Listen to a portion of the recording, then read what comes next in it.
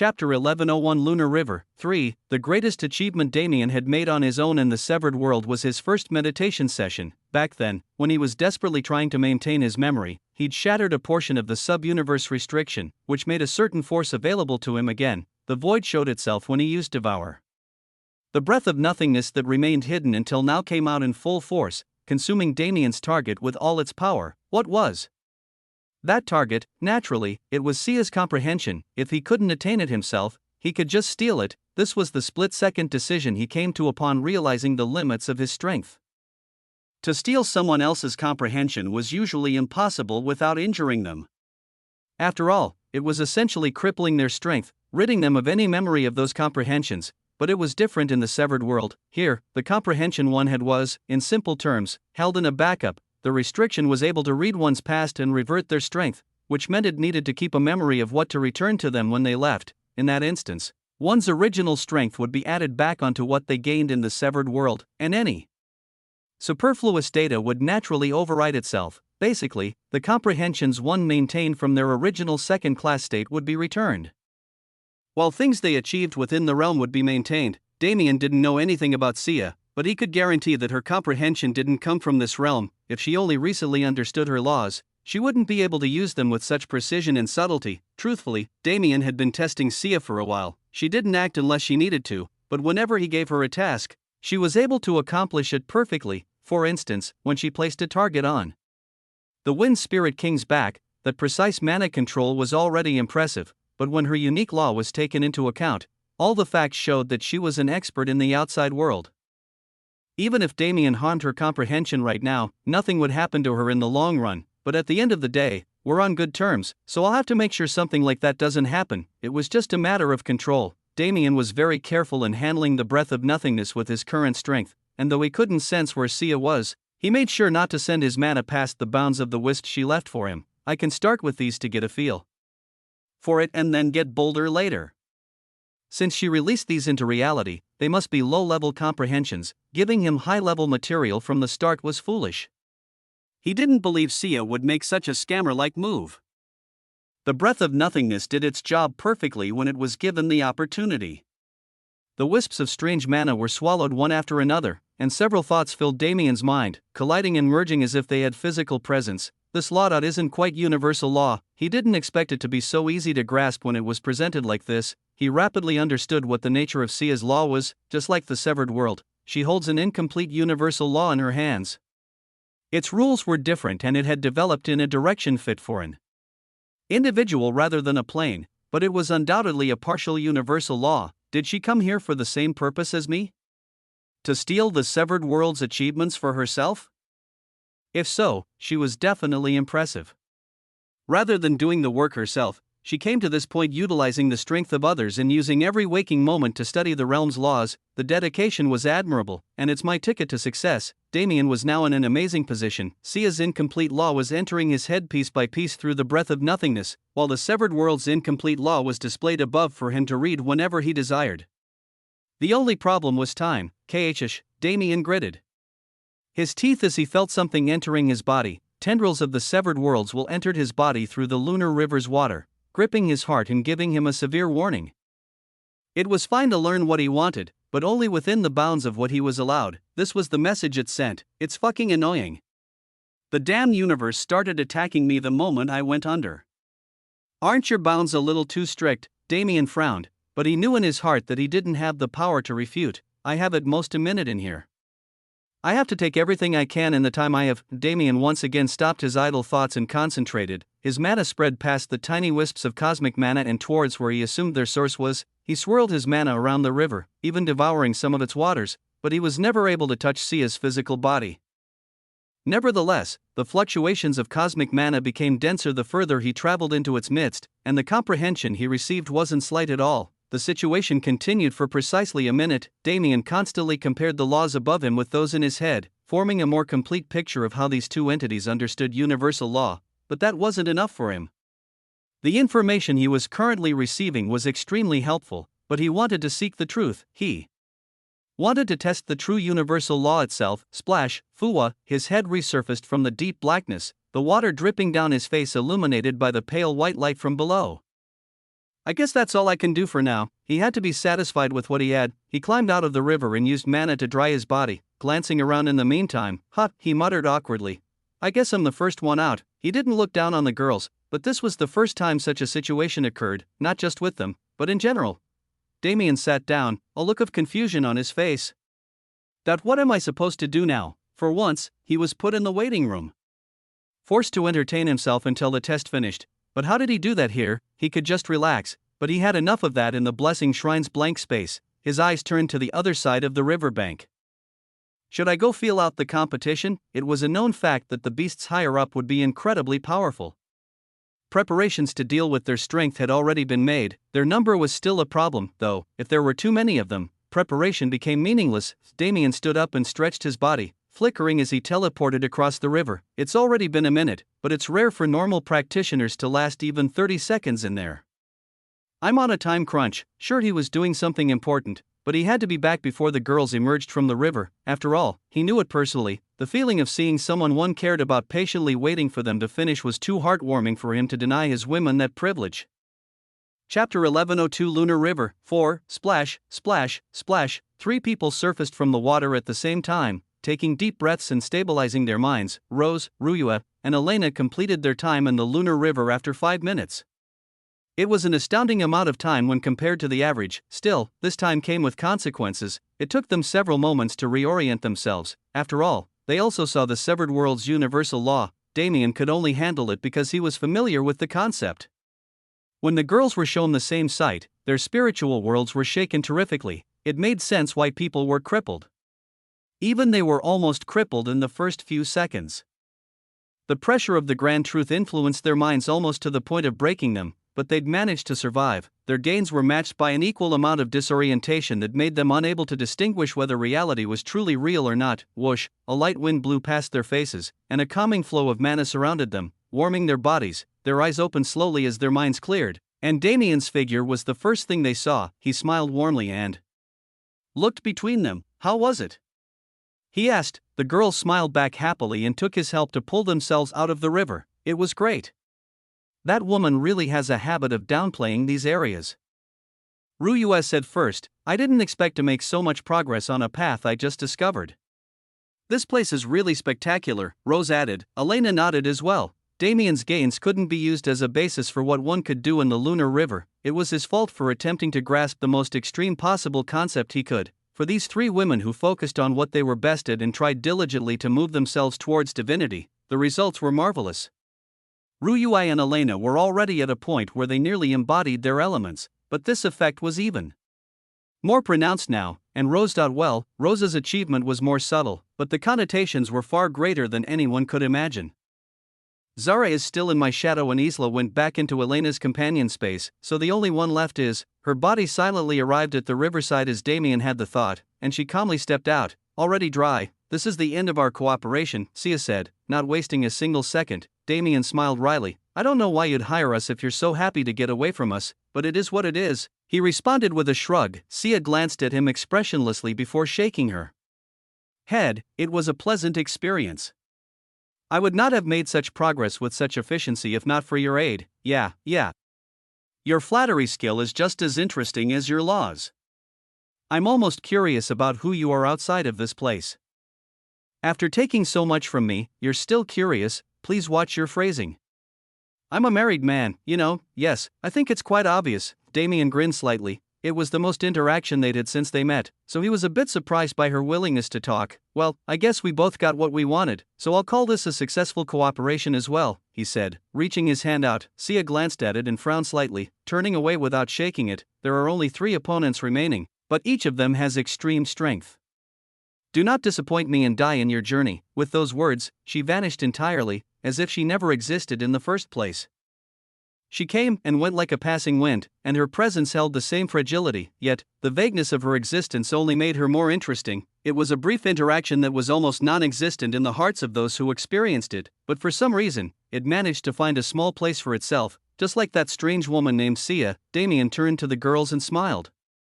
I guess she actually did care about us? Or you? Elena asked suspiciously. Us, probably. Whooped. Rose suppressed a giggle and rolled her eyes. It's never us and you know it. Damien shook his head in defeat. At least in this situation, he could be sure that wasn't the case. Plus, he was a loyal man. I'm suddenly remembering Rose's claim from all those years ago that I could have 8 wives. He shuddered at the thought. That being young was nice. Now that I've experienced it, I'd definitely die if I had 8 women. The group continued bantering, with Damien doing his best to divert the topic. As they started their journey up the mountain, as Sia said, there were 3 beasts remaining. Damien already went and checked each one of them, assessing the best course of action, and truthfully, there wasn't one: the Thunder Demon Crow, the Imperious Flame Eagle, and the Pegasus. Every single one of them had the strength of a 4th class being, and while 2 of them were defined by their elements. Unlike the lesser beasts of the realm, they'd managed to understand the importance of these traits. The severed world's universal law edges closer to completeness from this point forth. It's almost as if Damien's eyes narrowed. I'm looking forward to our meeting. Refocusing on the current situation, he told the girls what he knew about their coming opponents so they could choose which one to fight first. Regardless, they'd have to pass through the territory of one of these beasts. The next 200 kilometers of the mountain's height was divided horizontally rather than vertically. The 3 kings lived on 3 different sides of the peak, occupying equal space. The problem is that Sia said we still have 3 to face.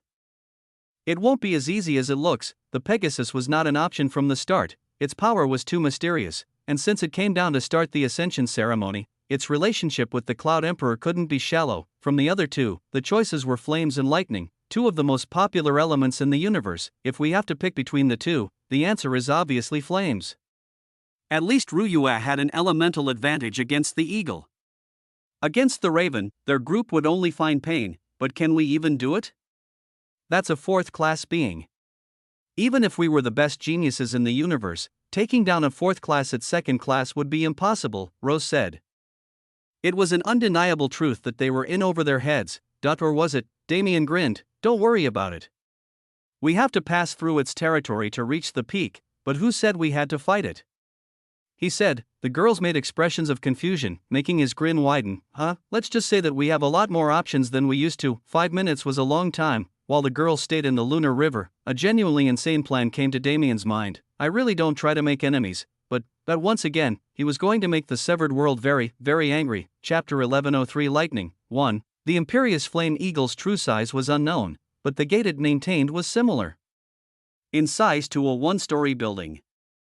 It had a huge wingspan, and like the sword hawk had blade-like feathers. Each of this bird's feathers was laced with flames. Its pure existence was enough to heat up the atmosphere, and the fluctuations of its element raged chaotically around its body, a condition caused by the incomplete world laws. It sat perched in its nest, not quite in the center of its territory but not far away from it, and got ready to spend another peaceful day. Challengers rarely came to this part of the mountain.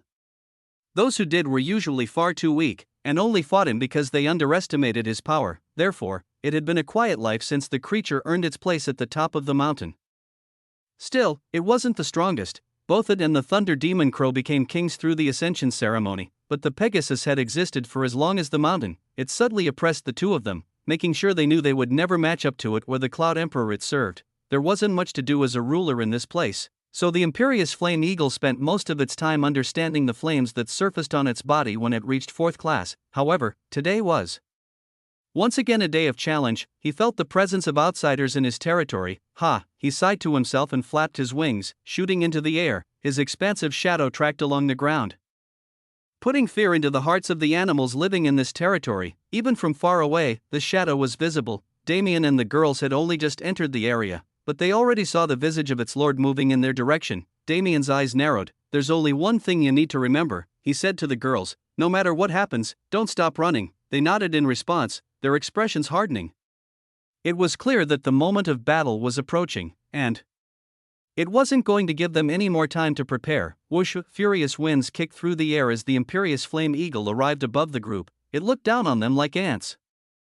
Without a single word of greeting, it flapped its wings again, sending a rain of flaming feathers to the ground. Damn! Damien exclaimed and picked up the pace, making sure the girls were following him. He grabbed Freya and fired a single shot into the air, perfectly aimed at one of the feathers. Bang! The feather exploded into a fiery wave that consumed those around it and burned the air. It's just a probe.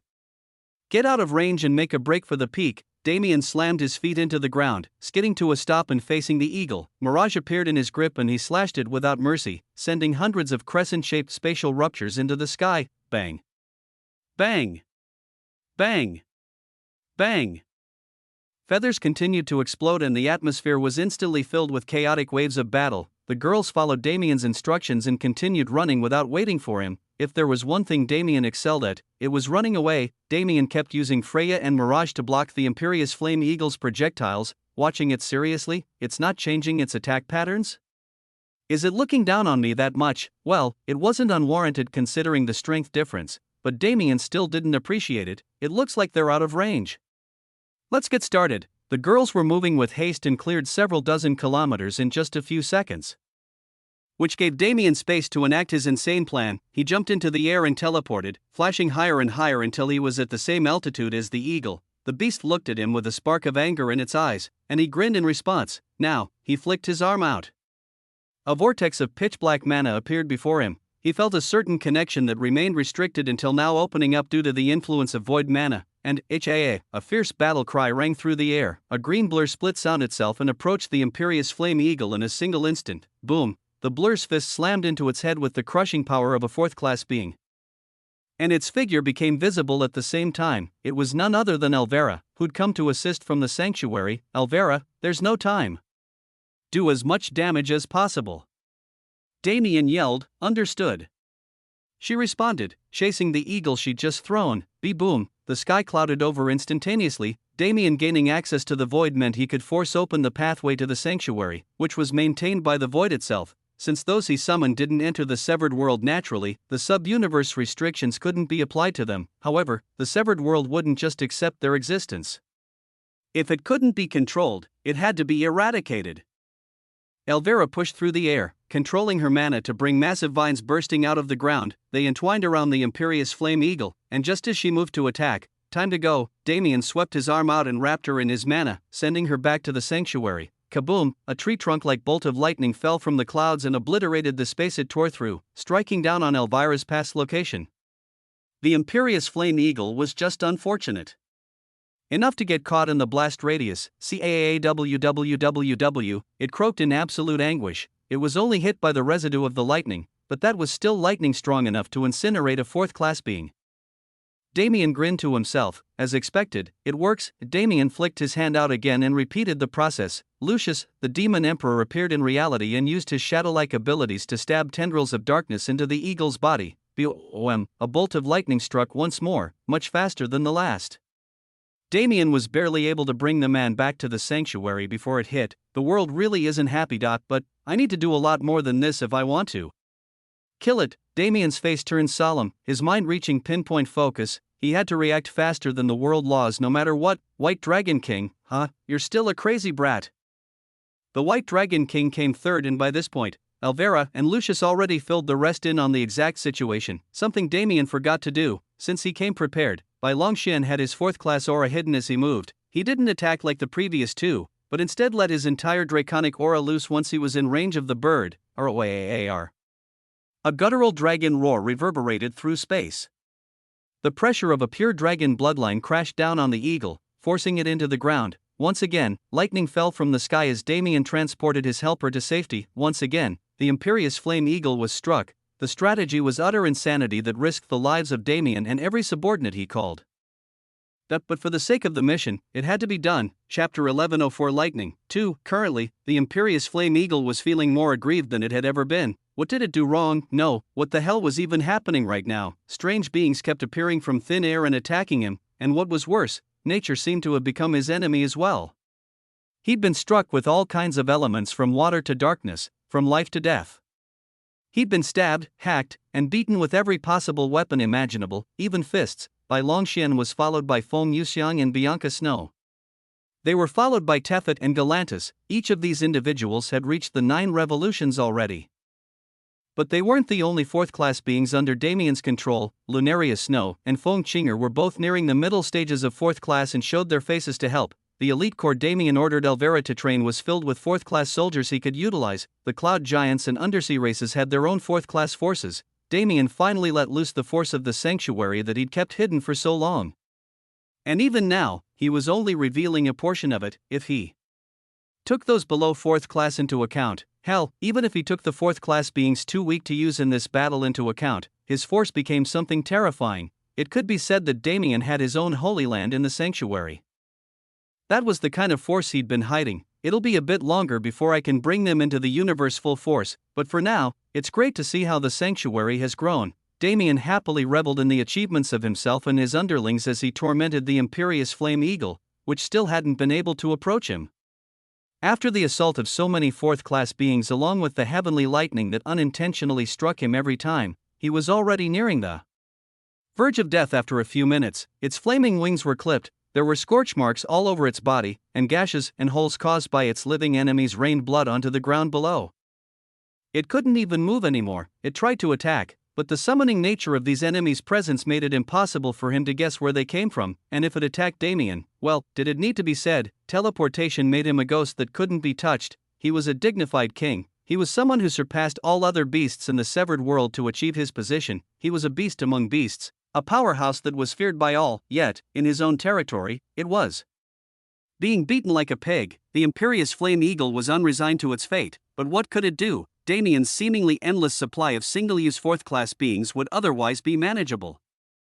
The heavenly lightning was the true instigator of its fate. If it wasn't for that lightning, it wouldn't have lost the ability to fight back so easily. If not for the lightning, it wouldn't have lost its wings. A bird without its wings was nothing but prey. This fact didn't change when talking about powerful creatures. Damien descended onto the eagle's head as it pitifully bled out, his eyes focused on the storm above. I think something worse is coming for me, so I'll let you off easy. This time, he said, withdrawing Mirage, Shik, the sword stabbed in between the bird's eyes, slicing straight through its broken skull and impaling its brain. He wasn't supposed to kill this king, because his challenge was yet to end, but he had no choice. He was about to pass out from the mental fatigue of his heavy concentration in battle against the universal law. Right now, he required sustenance. Devour. Damien let the pitch-black maw of mana chomp into the eagle's body and consume it. He felt his own body changing due to it, and he felt its memories streaming into his head. No, this isn't what I need right now. The power of a 4th class being could do wonders for his current 2nd class self, but its influence would be minuscule in the long run. Therefore, Damien saved its essence and disallowed it from sinking into his body. He once again turned his attention to the sky. Thanks for waiting. Let's get this over with. Rumble. The clouds thundered as if responding to his words. As the perpetrator of the offenses that called this storm and angered the heavens in the first place, Damien couldn't escape its punishment. Lightning coiled in the sky, sparking as it combined into a single bolt that rested in the center of the thundercloud. The bolt was more like a pillar at this point, sitting in the sky and waiting for its chance to descend. It waited for Damien to see it and feel its power, so it could strike fear into his heart. But fear had no place in his life. If you want to come, then come. I'm too busy to play your little games. Rumble. The clouds roared angrily and responded to his provocation. In a single instant, a 5-meter-wide pillar of lightning descended to the ground below. The world seemed to go dark. From every corner of the mountain, one could see this lightning pillar and feel the world's hatred. Rose, Ruyua, and Elena looked back at the area with worried expressions on their faces. He'll not be fine, right? Elena muttered. It was quiet for a second. He'll be fine, Rose responded firmly. His strength might be weakened, but don't you know our husband by now? He is not someone who'll die so easily. Elena nodded. The spectacular fluctuations emanating from the point of impact were rushing through the air in pulses. It felt like a rushing wind made of mana, a scenario none of them had ever experienced even in their wildest moments, because this kind of phenomenon could only be manifested by an entity at the level of a partially universal law. Far away from the girls, on the other side of the mountain, a woman watched the event with indifference in her eyes. Her expression didn't change, but her thoughts were running wild. I knew it. This man, she suddenly remembered a certain moment and shook her head. I cannot, closing her eyes, Sia stabilized her mind and patted the being beside her. Go. That one will probably head over soon. Your help is needed. Humph, the being snorted proudly. My master has the same desire. You do not need to command me. Since when did I command you? Plus, don't I count for anything? You are not a special case, see? So just be obedient and head over. The being frowned and shook its head. Despite her strange methods, she'd still managed to come here, so it didn't have the choice to go against her. Its wings flapped gracefully and it took to the air. Let us see if it is worth the effort. Sia was left alone as the being left in the direction of the heavenly lightning beam. Countless eyes were focused on the scene Damien had made. Such pure wrath couldn't be elicited from an unbiased entity like the universal law, after all. They were curious about why it reacted in such a way, and what could possibly cause it. Their questions would likely never be answered, and the man at the center of their confusion. Chapter 1105 Lightning. 3. Damien's scream was contained within the pillar of lightning striking down on his body, unable to escape, yet, the agony he felt was very real. Getting hit by a pillar of heavenly lightning naturally had the effects one would expect it to have. The only thing in Damien's heart and mind was pain, and no matter what he tried, he could do nothing but endure. The imperious flame eagle's essence formed a film around him and protected him from a large portion of the lightning's effects. Which was why he wasn't burned to a crisp already, but it didn't seem like his torture would end any time soon, and the worst part, what a petty universal law. Despite being entrenched in its fluctuations, Damien couldn't feel an ounce of the universal law. This attack had the potential to be a massive blessing that made his pain worth it, but the severed world wasn't so kind. It hid the truths of its law behind barriers upon barriers of lightning and formless protection. Damien's perception was trapped within a certain region and unable to trace those hidden truths, and he was in far too much pain to consciously summon the void to assist him. The current form his body held was still powerful, but his physical defense was far too weak to handle an attack of this scale. His regeneration was also stalled and heal was unavailable, so enduring silently and internalizing the pain was impossible. When will this end? To keep his mind stable, Damien counted every second he spent in torment. More than a minute passed already, yet the heavenly lightning showed no signs of dispersing. Absolute anguish spread through his nervous system. The lightning was laced with the world's intent. It didn't merely strike his physical body and attempt to end him. No, it made sure he knew he was being punished. The only defenses he currently had were the imperious flame eagle's essence and his own flimsy second-class mana. These two layers dispersed and diverted the power of the heavens, and with the last shred of consciousness remaining in his mind, he manipulated his mana to use vector control as much as he possibly could. Pain is power. Pain is power.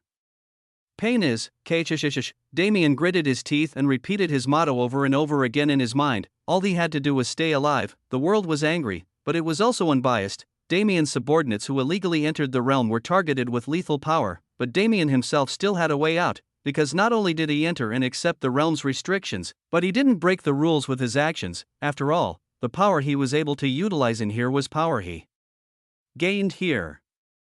The previous shattering of the Void's prison was done without abusing loopholes, so the actions he took using his newly gained abilities were also not restricted. Still, he assisted others in breaking the rules, so he needed to be put in his place. If he died, it was his fault for being too arrogant. He knew this in his heart and held on with every ounce of power he could utilize. With the passing of time, as he got more acclimated to the pain, he was able to use his lucidity to increase his defense, which thereby reduced the pain he felt. 5 minutes. It took an entire 5 minutes before the heavenly lightning pillar started to reduce in size until it completely vanished. The storm above also disappeared in a flash. As if it never existed. Thud, Damien's body fell to the ground limply, his skin charred in many places and his eyes unfocused. Ha. He took in the fresh air around him and gradually brought his mind back to reality. However, I can't move. There were still strands of lightning coursing through his nerves. He was unable to control his body or even summon his mana. Transcendent regeneration is doing this job, but I guess I'll be stuck here for the next 2 or so minutes. He smirked, or at least he tried to, with an expression of pride shining in his eyes. I survived a direct attack from the heavenly law.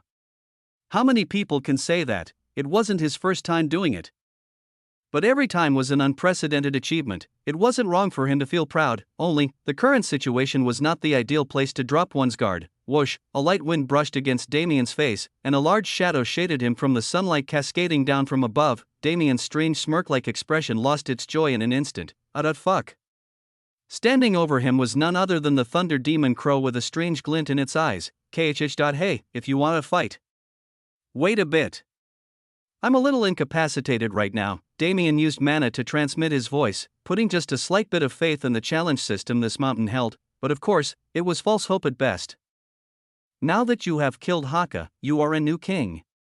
There is no rule that restricts fighting between kings. Damien smiled wryly. Worst case scenario, I get hit by more heavenly lightning. That's a worst case scenario I really don't want to experience. Was there no other choice? He knew the girls were probably somewhere nearby, but he didn't want them to get involved with this. After all, the foe was a fourth-class being. Damien looked into the raven's eyes as it raised its claw into the air. I guess I'm going to experience what it feels like to be eaten. Ollie. Damien's eyes widened. A figure appeared in the skies above without revealing an ounce of its presence. Crow.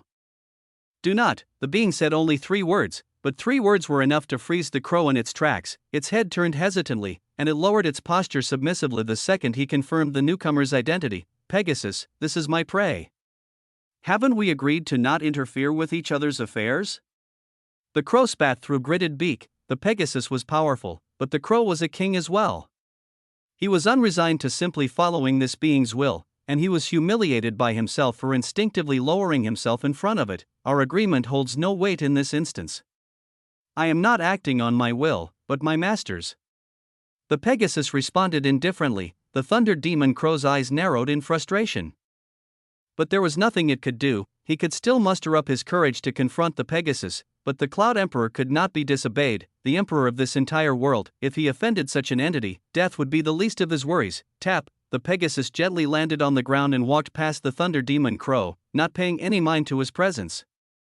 He approached Damien and looked down at him with a frown on his face. Foolish human, come with me. My master wishes to see you. Damien returned the creature's gaze blankly. What is it, fool? I'm a little paralyzed right now, so I could really use some help. The Pegasus sighed and used mana to lift Damien's body onto his back. No matter how he looked at it, he just couldn't understand what his master saw in this foolish outsider. Chapter 1106 Lightning. 4. Over half a year passed in Grand Heaven's boundary. The Hephaestus raid was in full swing and the universe's forces remained focused on the goal ahead. They were a fourth of the way through the ceasefire already, but they hadn't made much progress. The Hephaestus raid was far more difficult than their projections suggested. Most of the universe's willing experts were sent to the Nox base camp after months of preparation, yet they found that the Nox had long been prepared for it. Millions were lost, and despite another 3 months passing, the raid was still ongoing. Realizing the true extent of the effort they'd have to put into securing Hephaestus, Heaven's army made the decision to split their efforts. Millions of 4th class and lower experts were sent to the infected source worlds in the Beast Domain and the Giant Domain, since those two were judged as the weakest of the remaining targets. Contrary to the main raid, these sub-operations went surprisingly well. The Giant Domain was cleared by the end of the 3-month period, while the Beast Domain fell within weeks. It was a truly unexpected turn of events. For the first time, the denizens had forces on the inside to assist them in attaining victory. These forces were the remnants of the Black Dragon clan. While the Golden Dragon Emperor attended the Grand Assembly, he assigned a portion of his forces to follow a trail Damien gave them to find the remains of the Black Dragon clan. Their main world remained hidden for generations, but once the majority of their force was subdued and enslaved, their secret could no longer stay in the shadows. Events matched up perfectly. The Golden Dragon clan found the world hidden in the folds of space, and the Golden Dragon Emperor was able to make contact with his Black Dragon counterpart. As it turned out, the Black Dragon Emperor learned of what happened to his clan, and he'd come to a decision. Rather than fighting a being who held the lives of most of his clansmen in his hands, he decided to surrender. Perhaps it was a humiliating choice, but it was the best path to take for the survival of the clan. After all, the Nox didn't carry an overwhelming advantage in Grand Heaven's boundary anymore.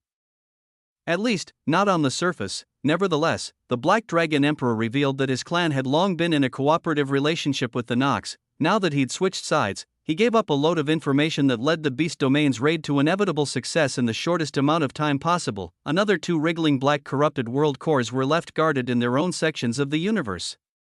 And everyone kept moving. The divine and infernal realms were likely far more dangerous, so they couldn't be touched so easily. Therefore, most forces were placed in reserve and given the order to increase their strength as fast as possible. Hephaestus once again became the focus. And a question appeared in the minds of more perceptive experts. Why was there such a vast difference in strength between these infected source worlds? One could argue that the strength of the Nox base reflected the strength of the domain it inhabited, but that reasoning could only be used to a certain extent. When things became too easy, concerns arose. The Beast Domain was one thing, but both the Giant Domain and Soul World's raids started to look incredibly suspicious with the passing of time. So, if the Nox truly were concentrating their forces in certain locations, could it be explained away as fortification? or was there some underlying purpose Heaven's army failed to understand?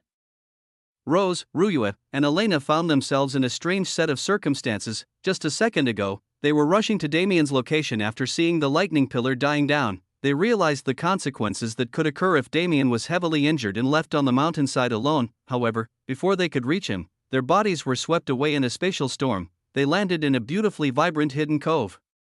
It was a place where space and time had no meaning, and the fluctuations of law were extreme to the point of this place being a holy land for training. Yet, they did not want to be here. In a time when Damien could die at any moment, how could they be resigned to staying in this strange space? The first thing they did was try to find a way out, but once they realized that their search was fruitless, a voice boomed down from the heavens. I have some matters to discuss with your companion.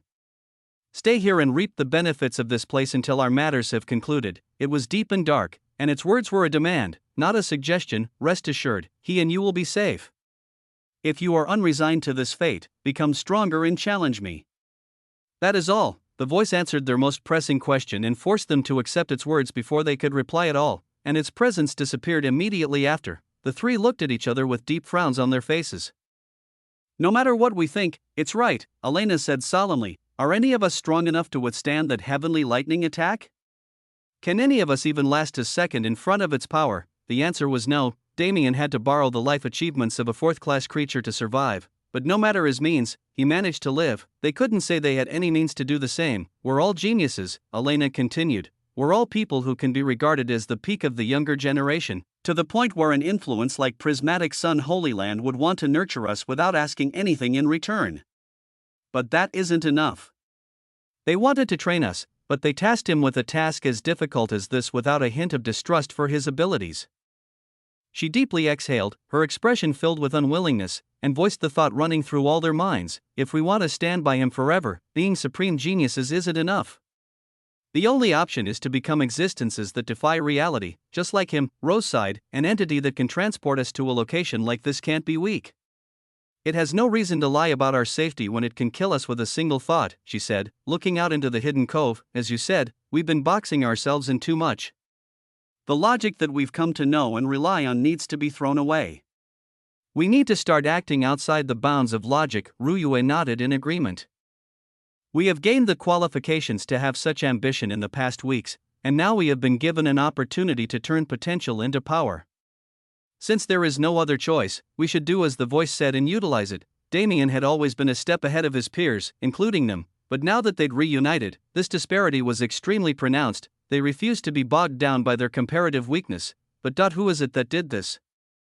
Ruyue asked hesitantly. Rose frowned. She looked at the sky with furrowed brows and spoke. Considering everything, it can only be one person. All of their expressions were the same as they internalized this truth. The only one in this realm that could pull a stunt like this. That was the second primal sovereign. Chapter 1107 Dreams/Reality 1. Damien was able to move again not too long after the Pegasus picked him up, but he didn't have to let that be known. He acted paralyzed and enjoyed his free ride to the peak of the mountain, grinning happily to himself. This beast is arrogant, but its fur is damn soft, he thought, but more importantly, this means a fast track to the mission target. I only had a strategy to deal with one of them. It would have been bad if we had to continue so suddenly without finding other means. Damien and the girls absolutely would have died if they couldn't take time to prepare for a Thunder Demon Crow or Pegasus raid, and my guess was right. It looks like that Pegasus is much stronger than the other two. Idle thoughts swam through his mind for several minutes as the journey continued. Before he knew it, the Pegasus had touched ground again. Dismount me this instant. Do not think you can keep pretending, the beast said with disdain. Damien rolled his eyes and hopped off its back. Don't act so hard while admitting that you let me ride you all the way here while knowing I could have walked. That was merely to save time. Humans are excruciatingly slow creatures. I can literally teleport, and I do not care. Cease your meaningless words and wait for my master's arrival. Damien smirked at the Pegasus' frustrated expression. It was clear he'd won this bout. Your master is the Cloud Emperor?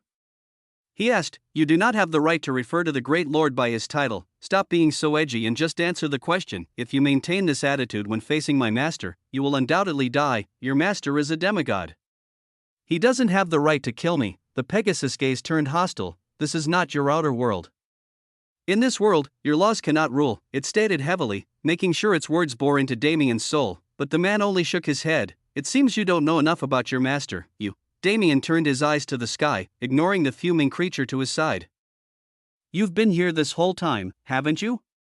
Why don't you come out and talk?" His words were directed at nothing in particular, but they received a response all the same. "I am surprised you could detect me." It didn't come from the sky, rather, it came from the mountain itself. The very peak they were standing on rumbled and shifted, revealing itself as the massive body of a slumbering beast. It was a truly massive earth dragon, yet it had wings uncharacteristic of its species. Its long neck protruded from the mountainside, no longer hidden away, and it turned its eyes towards Damien and the Pegasus's child. "I have long known you were special, but it now appears I have underestimated you," it said, its voice deep and rumbling through the air like a true mountain's voice. Damien frowned. The creature was definitely impressive. Its strength was greater than any enemy he'd seen in this place, and even stronger than his original level. Yet, "It's not you, this dragon was not the one he was looking for." The beast's eyes narrowed, glaring at Damien. "It is not me, I didn't come here to talk to the Cloud Emperor. Human, you dare." The Pegasus flared up in rage at his words, flourishing its aura to suppress the disrespectful outsider.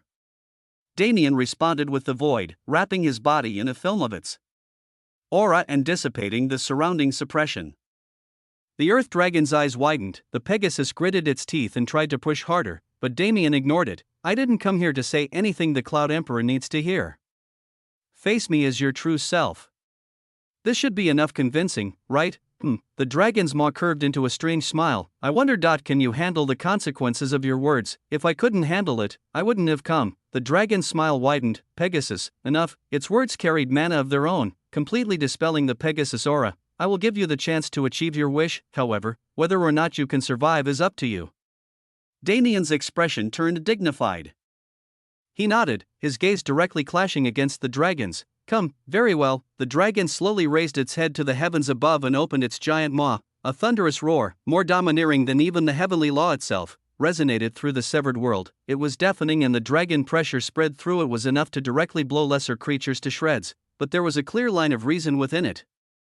An archaic language, almost extinct to the modern world, was being spoken. "Traverser, chase the stars, to the realm of dreams." Vumum, a massive flux of mana erupted, everything went white, the world around Damien faded away. He felt the familiar sensation of spatial turbulence enveloping his figure. And, clang, clang, clang, it was audible, the sound of shackles shattering in the storm. Everything once lost was returned. Strength filled Damien's body and soul.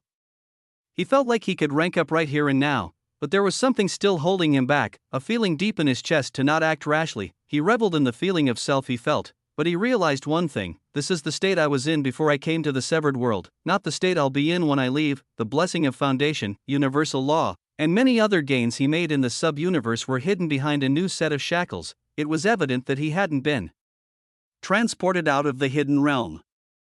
A massive explosion broke him out of his thoughts. Wind brushed against his face.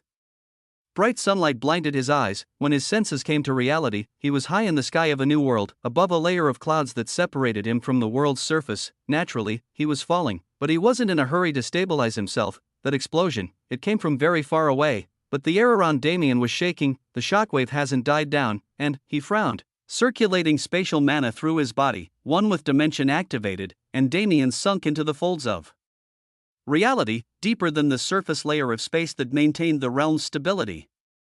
In the next second, everything started quaking. Whoosh, a heavy rush of wind laced with apocalyptic mana tore through the atmosphere and destroyed everything, from the clouds to the earth, from the air to space itself. Damien rapidly set up layers upon layers of dimensional cages and built an isolated plane, separating himself just in time to avoid the mana wave ripping through the fabric of reality itself. His expression was blank as he gazed into the scene outside. Everything was destroyed. The world he'd been transported to less than 5 seconds ago was nothing more than an empty hole in the void. But a miracle unfolded next, from top to bottom, from the very building blocks of reality to the vitality of the earth.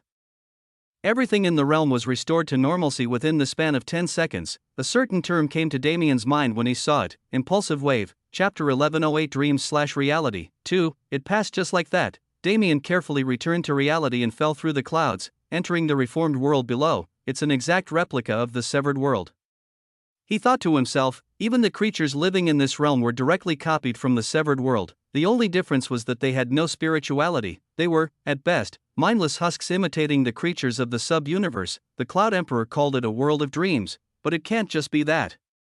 The feeling of the void is vaguely present flowing through this realm. So it is a true existence without question. Instead of a dream world, but is this the true nature of the severed world? Damien realized the connection instantly. The severed world was an almost impossible existence. Regarding its laws, its ecosystems, and all else, there was always an inconsistency, though it didn't exist in the severed world Damien entered. The impulse wave, the strangest phenomenon of the sub-universe and the most glaring consequence of its incomplete law. The impulse wave utterly tore apart the realm and reset it to a previous save. Now, this kind of thing was absolutely possible as a result of a broken universal law. If life and death weren't properly defined, their effects of the cycle of samsara would be affected too. However, it wasn't something that could happen continuously. At some point, the world would experience too much strain and collapse in on itself. This was what made the severed world's existence strange, and it was a fact Damien didn't realize until he deepened his comprehension in the sub-universe itself. The severed world was a true dream world, a dream world with such presence that it affected reality, but its true face was this place, a place constantly destroyed and reconstructed, as if to lessen the burden on the world that could be seen. I can't completely understand how it functions right now, but it feels similar to a damage transfer type skill. But it's the main body that's taking damage from the subsidiary. If this was the main body, then the second primal sovereign was likely to be at the top of this world's Skyran mountain, and the Earth Dragon was certain I wouldn't survive because I have to make it there while avoiding the impulse waves on my own. It was a seemingly impossible task, yet, as Damien already stated, he was undeterred. I've already done it once, so what's the big deal about doing it again? He let that arrogant thought flow through his mind as he stepped forward and embraced the darkness around him. His first step was Ghost King's crevice. There was no Bertram to guide him through the netherworld fog this time. But he remembered the path, plus, the lack of spirituality in this place meant everything functioned systematically. There wouldn't be any strange eruptions or surprises in this second journey. Damien was halfway through Ghost King's Valley when the second explosion rang out. The winds came first, roaring with sound that traveled tens or even hundreds of thousands of kilometers in an instant. Damien once again hid himself in a fortress dimension of his creation, far sturdier this time since he was expecting the blast. The world was destroyed and reformed around him. The wave's strength doesn't vary, and the interval is. Damien shook off his thoughts and continued moving. He fought through the undead armies and, thankfully, avoided the Ghost King this time. By the time he made it to the perilous sanctuary, the third wave struck. 10 minutes. It'll be annoying to cross the third layer in these conditions. Damien zoomed through the relatively harmless perilous sanctuary and entered the third layer within 5 minutes. For the next 5 minutes, rather than moving towards the central region, he made his way to the great tree where the overseer made its nest. He reached before the fourth wave could hit, and from within the confines of his defense, he observed the destruction of the world around him carefully. The all-seeing eye swirled into action. Just in time to catch sight of, teleportation should be fine from until I reach the peak. He avoided it thus far so he could judge the impulse wave, but also because he wasn't alone in this realm. This was obviously a test. If he cheated his way through with teleportation, the test giver naturally wouldn't be pleased, but the central region is average. It has the most variety of beasts and a lot of strong creatures, but it's nothing more than an average beast ecosystem to the current me. There is no point in slowly traversing it. The feeling of moving a million miles in a single step, he dearly missed it, reaching the foot of Skyran Mountain in less than an instant. He stared up at its heaven-piercing gate. It's time to flex a little. The crux of the challenge was here, and Damien had no plans of holding back. Bang! He dug his foot into the ground and pushed with every ounce of his strength, shooting into the air like a comet. Space-time mana flowed around him in a beautiful river. His steps became erratic, and though time didn't pass, he moved higher and higher up the mountainside. No, was it better to say time was repeating? Damien only used this technique a single time before and never re-attempted it because of how much strain it put on his body, but this realm had no laws to confine him. He abused the theory in his mind and used the environment to actualize them to his heart's content. The impulse wave wanted to come, it wanted to destroy everything again, but how could it? Damien was altering his position in spacetime directly, with time as the x-axis and space as the y-axis. Damien was moving on that graph in a perfectly straight vertical line, changing his spatial position within the same node of time. It was an egregiously involved action to attempt, but it was powerful beyond belief if done properly. The impulse wave could destroy reality itself, so it obviously wasn't bound by space or time, but this loophole that kept its effects isolated to a specific area didn't allow the impulse wave to be affected by the repeating second. It was a great deal of explanation for an equally grand feat. And with his strategy, Damien was able to pass through the cloud layer and stand on Skyren Mountain's upper half proudly, with only a single second having passed. I want to check the Blessing Shrine and Lunar River, but now is not the time. Our meeting is long overdue. He made a quick dash to the peak, evading the impulse waves and mindless clones of the Pegasus and the other two kings, and in an astonishingly short amount of time, he reached his destination. In the center of this land, perched atop the tallest mountain, was a being so large its shadow was painted in the clouds. That being was coiled up around itself and breathing calmly, hibernating. However, there was a massive bloody wound on the side of its body that created a stark contrast from its otherwise peaceful appearance. Every time a drop of blood fell from that wound, the mana it carried burst into the realm and destroyed it in full. This being was clearly dying, and that being, that is who I came to see. Chapter 1109 Dreams/Reality. 3. The second primal sovereign. Just like the fifth in his species, he was a chimera of several kinds of beasts with a draconic undertone. His head was that of an eagle, proud and domineering. His body was both feathered and furred, a twisted mix between a wolf and an unknown short-feathered bird species. He had the tail of a phoenix and the expansive wings of a dragon, which completed his truly unmeasurable figure, despite the unnerving nature of his chimeric body. He gave off a feeling of absolute might. It was an unconscious aura exuded by beings of extreme strength, a phenomenon that was generally rare to see outside peak experts. Yet, he was clearly at the end of his life. There was hardly any vitality coming from him, almost to the point where Damien wasn't sure if he'd be able to have a conversation with this creature before it passed, but his worries were unwarranted. He wouldn't have been tasked to come all this way to find a corpse. You have arrived quickly, child. The second primal sovereign's eyes slowly opened. Come, let me see you. Damien's brows furrowed, his expression morphing in confusion. This tone wasn't what he expected. I don't sense any hostility, so he carefully made his way forward until he was only a few feet away from the dying being, face to face with its eye. It's a pleasure to meet you, second primal sovereign, he said, bowing his head slightly. The primal sovereign's eyes softened. It slowly shook its head. There is no need for such courtesies between us. You may call me uncle. I'm sorry, it is okay for you to be confused. You came to me because you require something, no? Do not be shy. I shall answer any questions you may have. Damien frowned at the undeserved hospitality. This was a stranger, and a beast as old as the universe itself, so why was it treating him like this? And uncle, Damien shook off his thoughts and glanced at the hole in the primal sovereign's side. I don't think it'll be possible to talk when you're in this condition, though, worry not. Now that you have arrived, the method to heal my wound has also arrived. You mean, indeed. This injury was inflicted by a great being from the past and cannot be patched through ordinary means. What I require is the power of my origin. Damien smiled wryly. As expected, the beast wanted something from him. As he recently confirmed, primal sovereigns were born in tandem with the universe, so their origin was naturally the void. Damien didn't have a problem with using void mana to help the creature.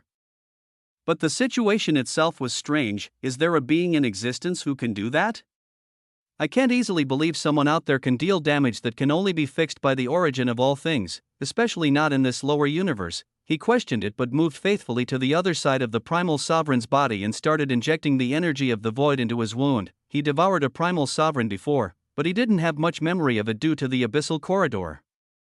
All he remembered was the nonsensical spatial dimensions that existed inside of the fifth primal sovereign, which made him extremely confused about the beast's anatomy. From the looks of it, the whole would heal itself as long as the void was present. But Damien wanted to know the bodily functions of one of these beasts, the closest beings to the law of space in existence. He observed from up close and took in every detail. It was a crater-like wound that dug deep into the creature's flesh and just barely pierced into its internal. The layers of skin and muscle that made up the crater itself were decayed and infected to the point where any surgeon would recommend amputation, and it was laced with coursing lightning, inky black yet occasionally flashing with a myriad of colors. Damien's frown deepened before the sovereign could voice his answer. Saint Emperor, so that is the title he has been granted this time. Child, since you have recognized his mana, you should know a bit about his history. No, I do, but that's not what I want to talk about right now. I have a feeling that the information you have won't provide me any answers. I see. If it had to do with history, Damien saw everything he needed to see from Iris. The questions he came here to answer had nothing to do with the Nox. Or at least, he hoped, then, What would you like to ask? How did you create the severed world? He wanted to start simple and get his personal questions out of the way before asking anything that could topple his worldview. His original interest in the severed world was its very existence as a sub-universe. And there was no better person to explain its function than the Creator itself. "Ah, you are quite persistent in your pursuit of strength," the primal sovereign answered, sighing lightly as he felt the pain of his wound subsiding slightly. "As you may have realized, this sub-universe is a product of my dreams. In a sense, it does not exist at all. I have remained in slumber for an eternity, because in my current state, opening my eyes would cause utter calamity. The true scale of my wound is not something you can comprehend." Damien's eyes narrowed. "Then, right now we're inside a pocket space within my body. The severed world you know is also a varied dimension that I have connected to the outside world." Damien sighed. "So, in the end, it was formed through a shortcut." The primal sovereign smirked almost indiscernibly. "Child, are you underestimating me? While I may have used my own body as a foundation, transforming it into its current state was quite the task." A trace of mana flowed through the air and immediately caught Damien's eye. "It looks like nothing, but the amount of information packed in that stream of energy is so immense I can't even perceive it unless I devour it. I shall show you my process after our conversation ends. You will not be disappointed." Damien nodded, his expression eternally negative. In what little was already said, there was too much to process.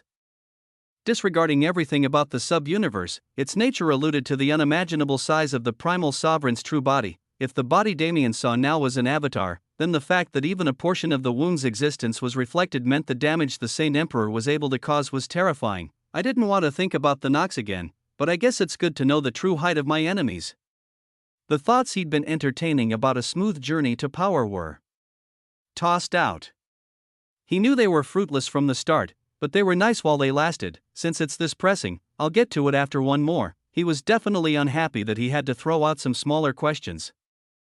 But important matters came first. "Tell me," Damien said firmly. "Tell me everything you know about the Void." Chapter 11:10 Dreams/Reality. 4. The Void. Damien knew it as the origin of everything. He knew that he could reach it by continuing on his path of conquering the foundational laws, but he still didn't have a true, inscrutable definition of the concept. It was similar to his situation with universal law, but far vaguer, to the point where he didn't believe he'd ever be able to perfectly describe its existence. We call the Void our origin, but it is not our direct ancestor. Our mother is another entity entirely. The second primal sovereign's first words already shook Damien's perception.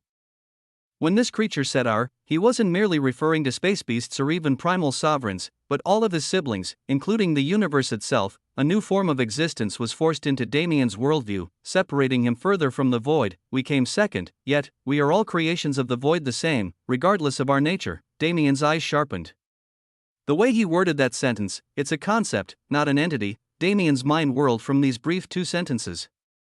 He rapidly sifted through his memories and comprehensions to find the hidden piece of the puzzle. "There's no way I haven't come in contact with it yet.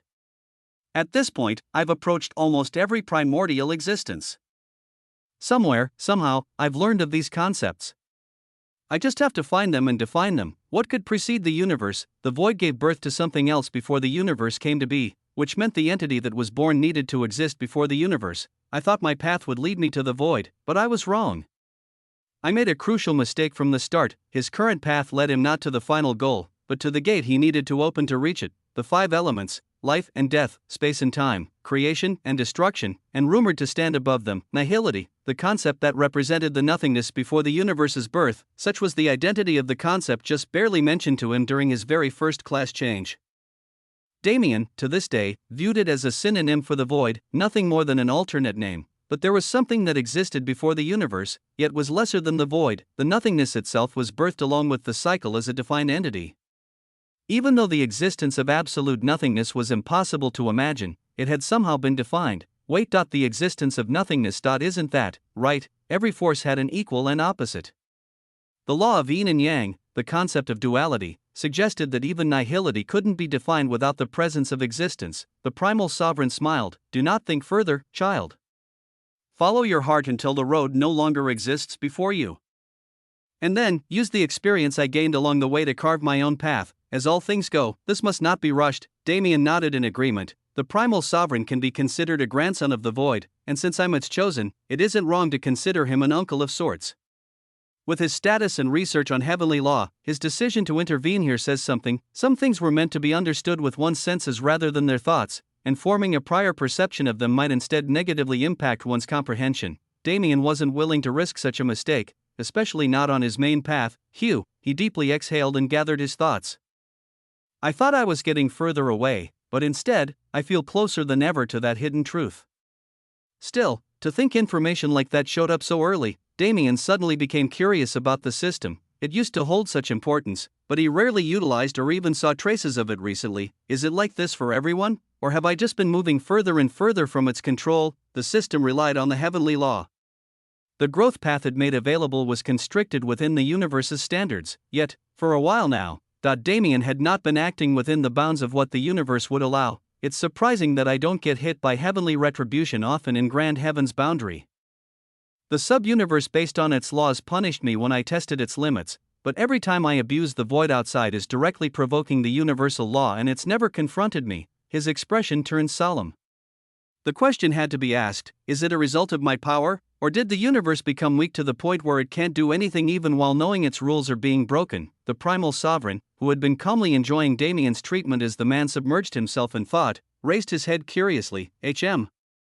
Did you not wish to learn about the void? What I gained before was more than enough. I understand. His positive expression gradually vanished. Do you truly wish to know? I have to. The sovereign sighed in acceptance. It is as you said. The universe of today has shriveled to the point where your actions cannot be interfered with. Despite your weakness, the mere presence of the void is enough to break the shackles of universal law. How did it become like this? How expansive was it at the start? The cause can be described as a natural decay exacerbated by external forces. How fast would the decay have been without them? Hardly noticeable. Even millions of years are nothing to the lifespan of a universe. Were there different forces or just the one I know? You are already aware of the answer. I really don't like that answer, however, it is reality. Damien sighed and sat down, manipulating his mana to prevent blood from falling from the wound and causing more impulse waves. Throughout the entire history of the universe, the Nox had been present to oppose it. Damien almost laughed at the absurdity of it all. Just what kind of monstrous race were they? And just what could possibly drive them to dismantle and destroy the universe from the beginning of time? Your second question is something even I cannot describe. If you wish to understand more about this truth and the questions rising in your heart, you must explore the abyss. Damien's face remained firm and unchanging. Yet something in his heart hardened. A Nox race targeting grand heaven's boundary was not out of Damien's plans.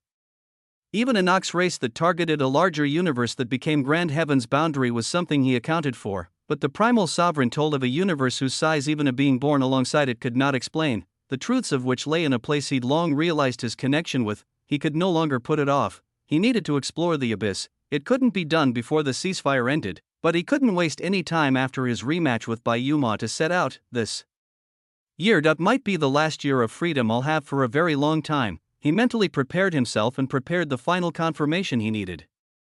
This universe, the hope remaining in his heart, is it going to die? Was that spark just a delusion? Chapter 11:11 Dreams/Reality. 5. It was silent. Even the impulse waves became non-existent once the second primal sovereign's wound healed more. The dream world was still, the lifeless organisms inhabiting it frozen in time. The function of this place was weakening, because its entire purpose was to contain the destructive energy of the Saint Emperor's mana and expel it in waves. Damien quietly injected void mana into the creature's body. At this point, he'd been doing this for hours. The prior conversation came to an end after roughly 30 minutes, and Damien hadn't spoken a word since. He had to take time for himself right now. Dreams and reality, just why did they have to be so different? Dreams could reflect reality. They could create imaginative depictions of one's desires based on reality, an ephemeral reflection of the world of dreams. Yet, reality didn't easily accommodate one's dreams. The severed world's existence was magical for a reason. Damien had dreams. He had dreams he never voiced to this day because he didn't want reality to know what he was planning. For whenever he voiced his dreams, that very reality crushed him. His question was loaded. Was the universe dying? What he meant to ask was if it was inevitable, and the primal sovereign didn't answer helpfully at all. What may considered an end can also be a beginning. He thought back to those words. So in the end, was it inevitable? For the end to be considered a beginning, the end first had to come. Damien and everyone else worked hard to protect what they had now. Regardless of new beginnings or anything of the sort, Wouldn't the end that marked it take everything from them? The second primal sovereign once had a dream. A dream of happily living with a family of his creation, separated from the troubles of the world, but that dream was taken from him by an inevitable reality. The same thing happened to Hassan, the same thing happened to the Azure Dragon, the same thing happened to Alaric. At every stage of power, Damien met a figure far more powerful than him who he took as inspiration.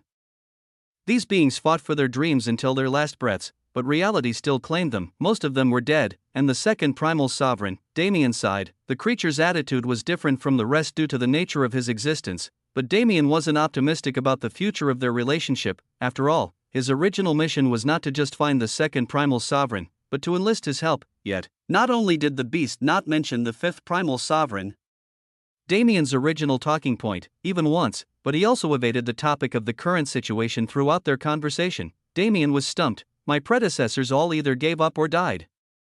In pursuit of their ideals, they wasted their lives. It was a cruel view, but the truth nonetheless. If any of them decided to escape and live quietly, they would have survived and likely lived happily while accepting reality. This included Hassan. If he never used his talent, he could have lived safely after being abandoned on the Dead Star. I hate this line of reasoning. They were his thoughts, but Damien knew better than anyone. He would never take the safe route either. He would never give up on his ambitions because external forces said it was impossible, because in his mind, it wasn't impossible until he decided it was or died. Still, the weight of reality bore down on his shoulders. It tried to crush his dreams into nothingness and push him into a path of security. He had one, he had the sanctuary. If he retired to Thebel and never returned to the real plane, he could live the simple and fulfilling life he suggested for the rest. All these thoughts culminated in a single conclusion. Is it possible? Was he dreaming outside his capabilities, or should he trust his talent and determination? Should he try to save the universe, or should he walk his own path? Am I strong enough? A question Damien never asked himself before today. He was finally forced to consider it, and his answer, it doesn't matter. It was too late. If he turned back now, he'd turn his back on everything he'd built until now. He wasn't willing to do that. The empire he'd created within his own body and the connections he'd formed by walking this path, he didn't want to give them up. Reality is harsh. The truth is harsh. But if I was going to let that stop me, I would have just killed myself in the dungeon. He had to change the way he viewed the situation. He had to be colder. His expression calmed. His eyes became focused. If it's not possible, I just have to force it. It took him a bit to remember. He was no longer this version of himself, the version of him that would re-enter Grand Heaven's boundary. That version of me can do it. The Damien who no longer had weight dragging him down and could exert the full extent of his power.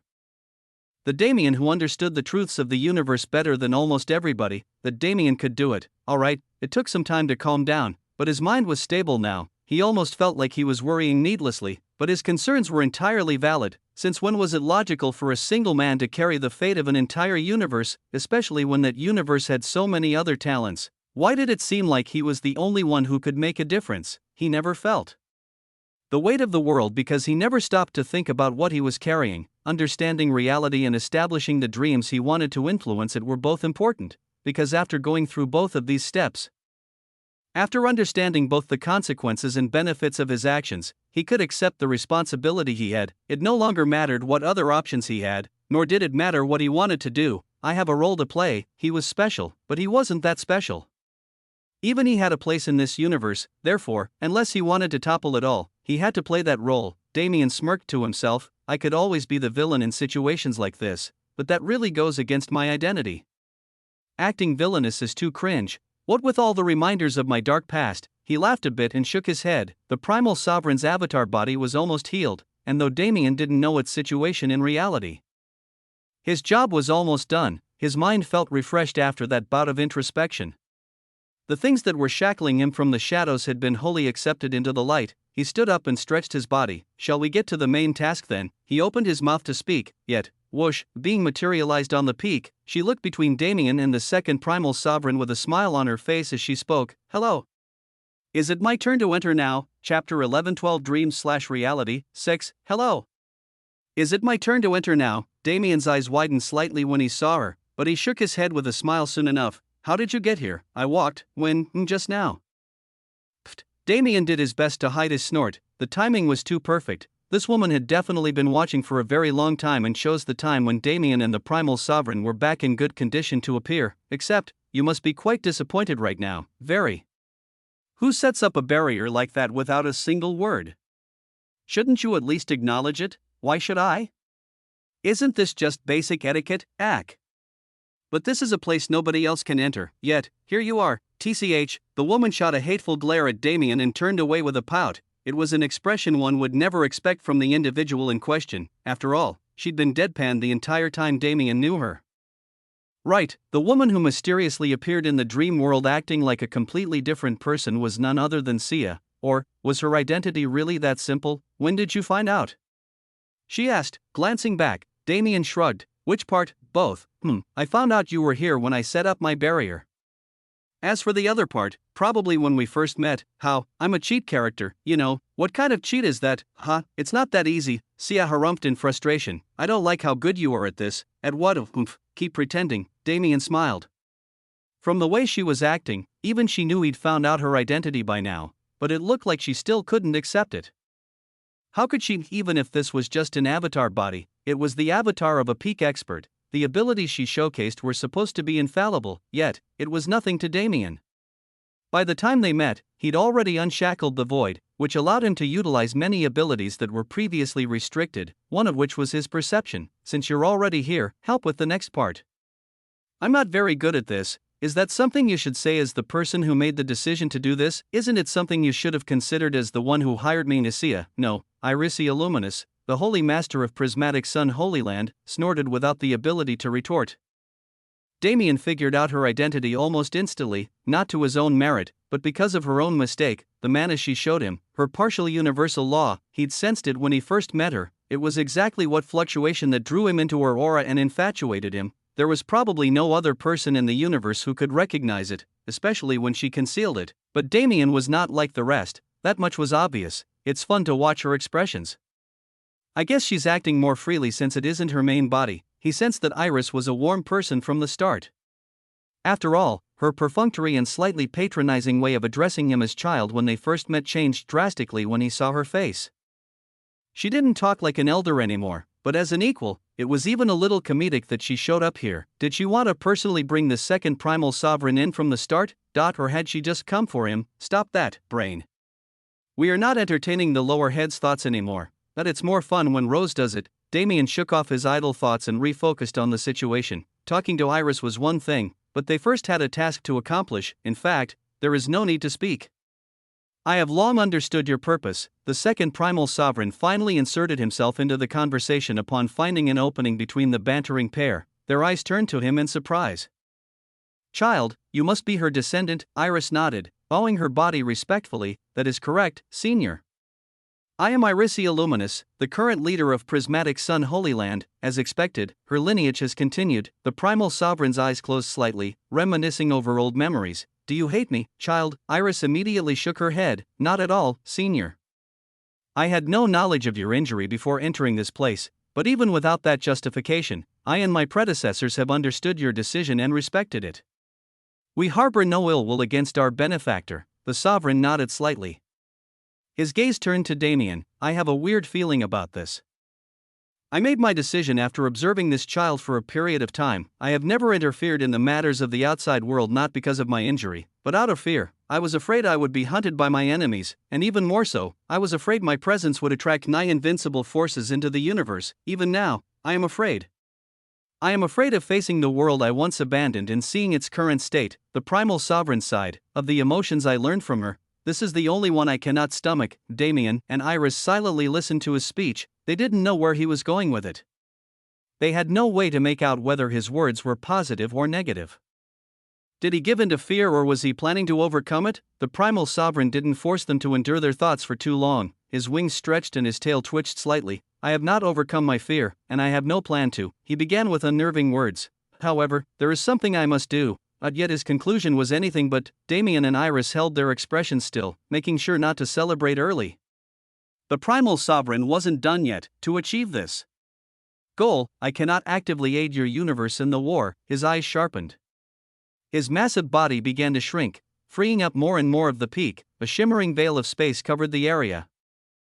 And out of it walked a handsome man with snow-white hair and virtual blue eyes. His feet touched the ground, and his eyes turned once more to Damien's figure. Instead, I will follow him. The words he spoke flowed more naturally with his new form, and for this reason, they hit far, far harder. What? Damien and Iris exclaimed together to express their shock, but the primal sovereign did not budge from his position. Rather, he enunciated it further. Thud, one knee hit the ground. The great being who could quite literally stand equal to the universe was kneeling to Damien. Iris stared at him dumbfounded, while Damien backed away, utterly discombobulated. Was he right? Is there really a screw loose in his head? He couldn't think of a single reason why this great being would choose to follow him. He had no idea what goal he could possibly help this man achieve, yet, even after he and Iris tried desperately for several minutes to change his mind, he didn't budge. For the first time, an ancient entity was willing to return to the secular world, and Damien had no choice but to accept it. This event, that marked the moment he gained his first fifth-class subordinate, Chapter 1113 Return, 1. The shock of the situation was definitely long-lasting. As the minutes passed, Iris' barrage of questions became fiercer and fiercer. She was adamant in finding out just why the benefactor of their sect made such an unorthodox decision.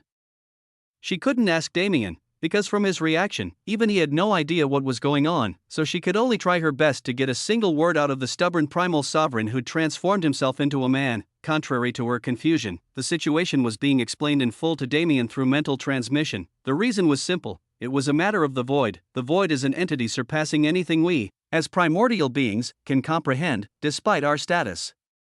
Therefore, it has always been a subject of controversy among our race. Some, like the youngling you met, crave it for themselves, some abhor it and deny its existence, while some others worship it as their ancestor. I am part of the last category. I have always sought the void for myself, but not out of a place of desire, but one of faith.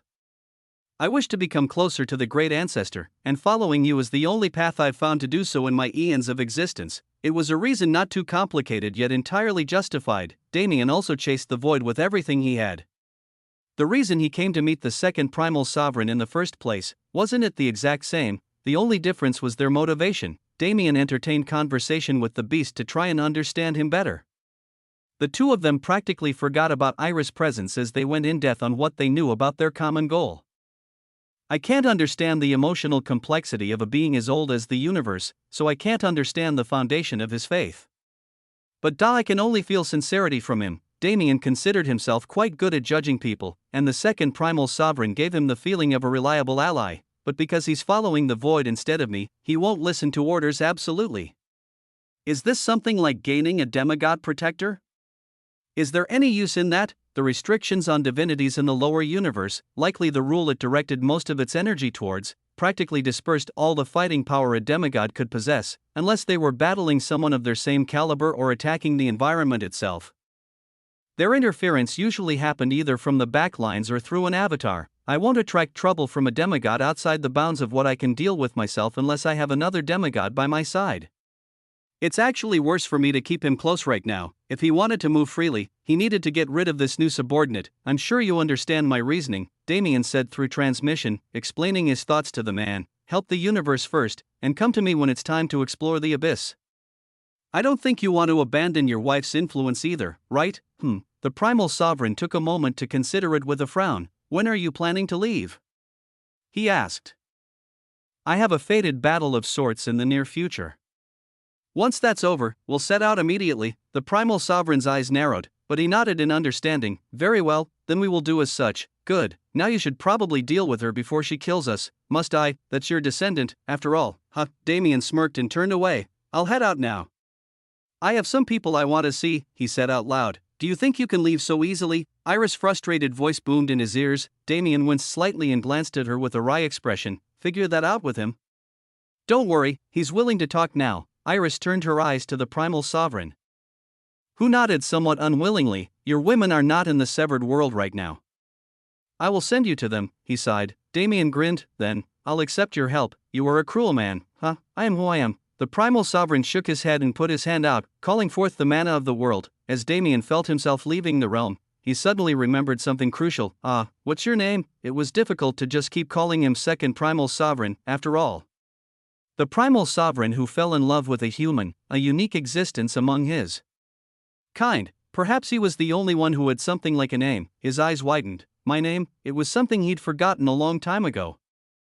Back then, when she died, he died with her. the name that carried the vestiges of their love, the name she gave him. That was it, finally time to revive its spark. He looked up with a warm smile. Change is indeed inevitable. You may call me Orion, he said. Orion Luminous. Damien's lips curved up. All right then, Orion.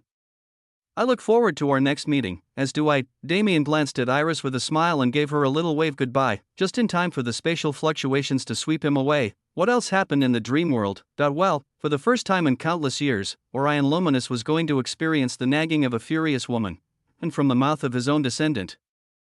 At that, Damien was transported directly to the hidden dimension Rose, and the rest were transferred when he first met the Pegasus. This guy, I guess he was serious about studying universal law. Just how many pocket dimensions did he develop into independent worlds in his research? Damien was almost jealous of his body for holding such unique properties that even he couldn't replicate, and Damien sent his awareness into the world, and it didn't take long to find the girls. They weren't together, but all of them were working hard. In fact, they were so absorbed in their training that they didn't even realize his presence. Everyone's motivated, Damien thought to himself with a smile. Then shall I also get to work? In his spiritual world was a stream of weak-looking mana, the same stream Orion showed him near the beginning of their conversation. The first step to the plan. Fuck it, we ball. Becoming strong enough to confidently say, fuck it, we ball. He sat down and took a meditative posture, prodding the mana in his mind. The second I open it, I'm going to lose track of reality. He thought to himself, I really hope I wake up in time. He smiled wryly and stopped wasting time. His mana completely fused with the thread, turning it into a part of him, and his mind almost shattered from the amount of information that rapidly attached itself to his memory. Everything went black. A small black dot formed in Damien's spiritual world. It was the start of something massive, something never seen before, something indescribable. Everyone submerged themselves in thoughts of improvement and left no room for anything else. They tortured themselves, broke themselves, and put themselves back together, uncaring of the pain they went through in the process. In this way, another week passed. It had been almost a month since they entered the severed world. Chapter 11:14 Return. 2. The raid on Hephaestus' infected source world ended after 9 grueling months of war. The number of lives lost already reached the tens of millions, and yet, no new information was revealed. Near the end, when the Supremes gathered in the stronghold were confronted and defeated, they chose to end themselves rather than submit. This kind of fanatic faith was terrifying on its own, a level of morale a regular army couldn't reach, but it was worse from the Nox. There remained the Divine Realm and Infernal Realm now, the last of the infected source worlds, and neither was going to be an easy raid. After much deliberation, the Divine Realm was set as the next target. Heaven's army learned from the mistakes they made in Hephaestus and didn't rush to make themselves known. For the past 3 months, they had been running surveillance and gathering intel on both remaining Nox strongholds in hopes of forming a foolproof raid strategy before rushing in.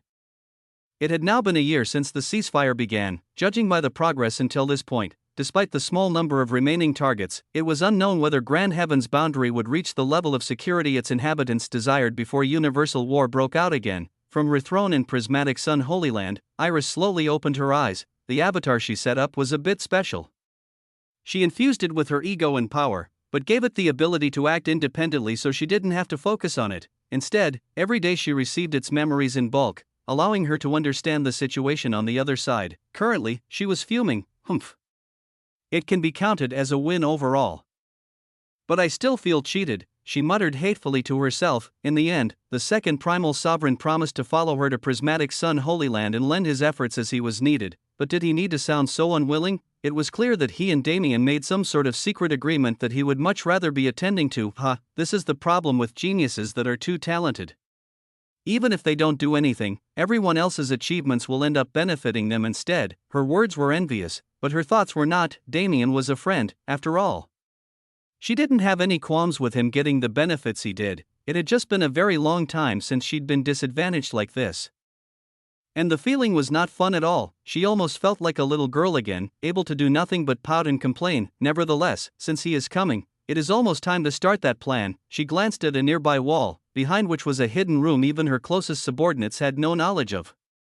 She walked through it as if it were immaterial and set her eyes on the compilation of documents and miscellaneous books strewn about the place. The Mother World Discovery Plan. For thousands of years she'd been researching about the abyss and trying to define it as much as she could in theory, but she never had a method to test her theory in the slightest, because even she could not survive the abyss for too long.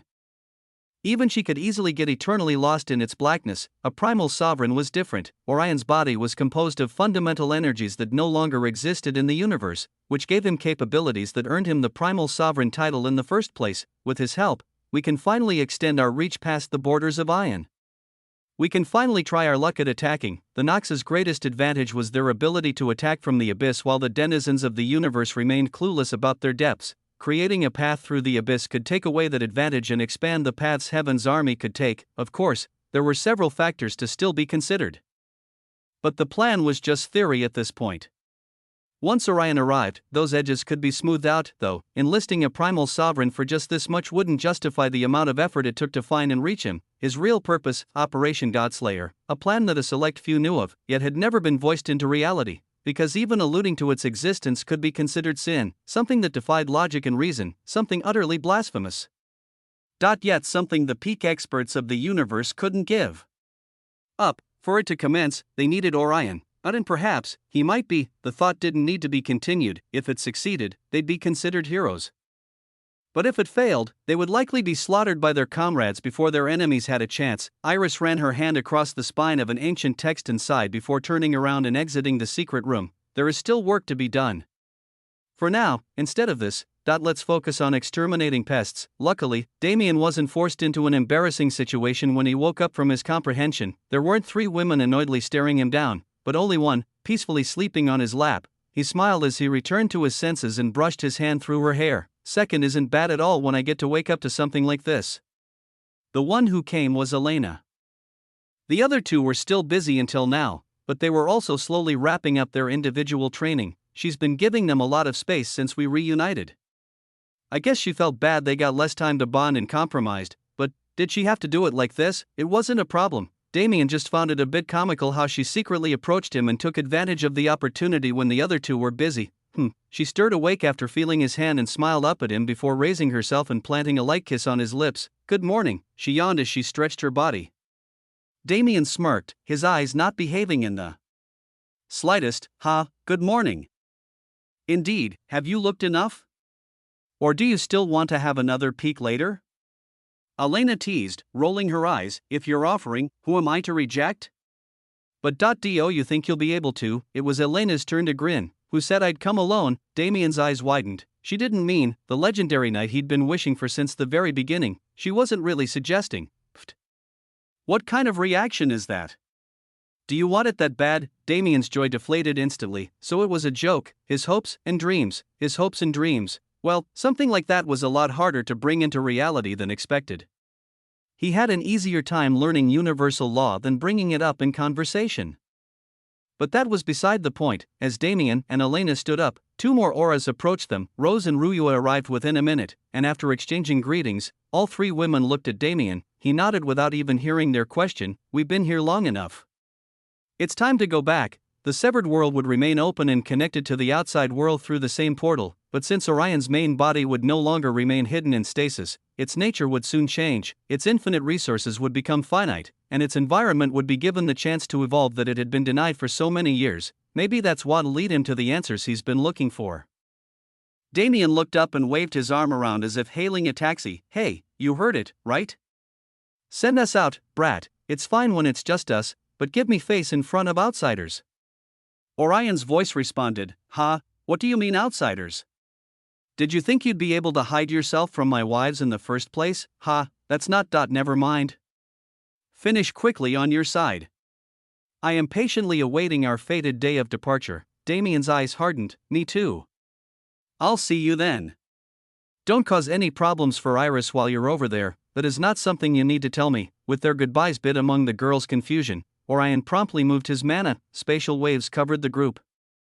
Unlike the regular feeling of transportation, they felt as if they were going back through the entrance portal. They felt the chains that shackled them for the past month. They felt those chains shattering one by one, but regardless of the freedom they experienced, it was something they were expecting, so their reaction was a bit muted. However, just how would they react when they found out how long they'd been gone?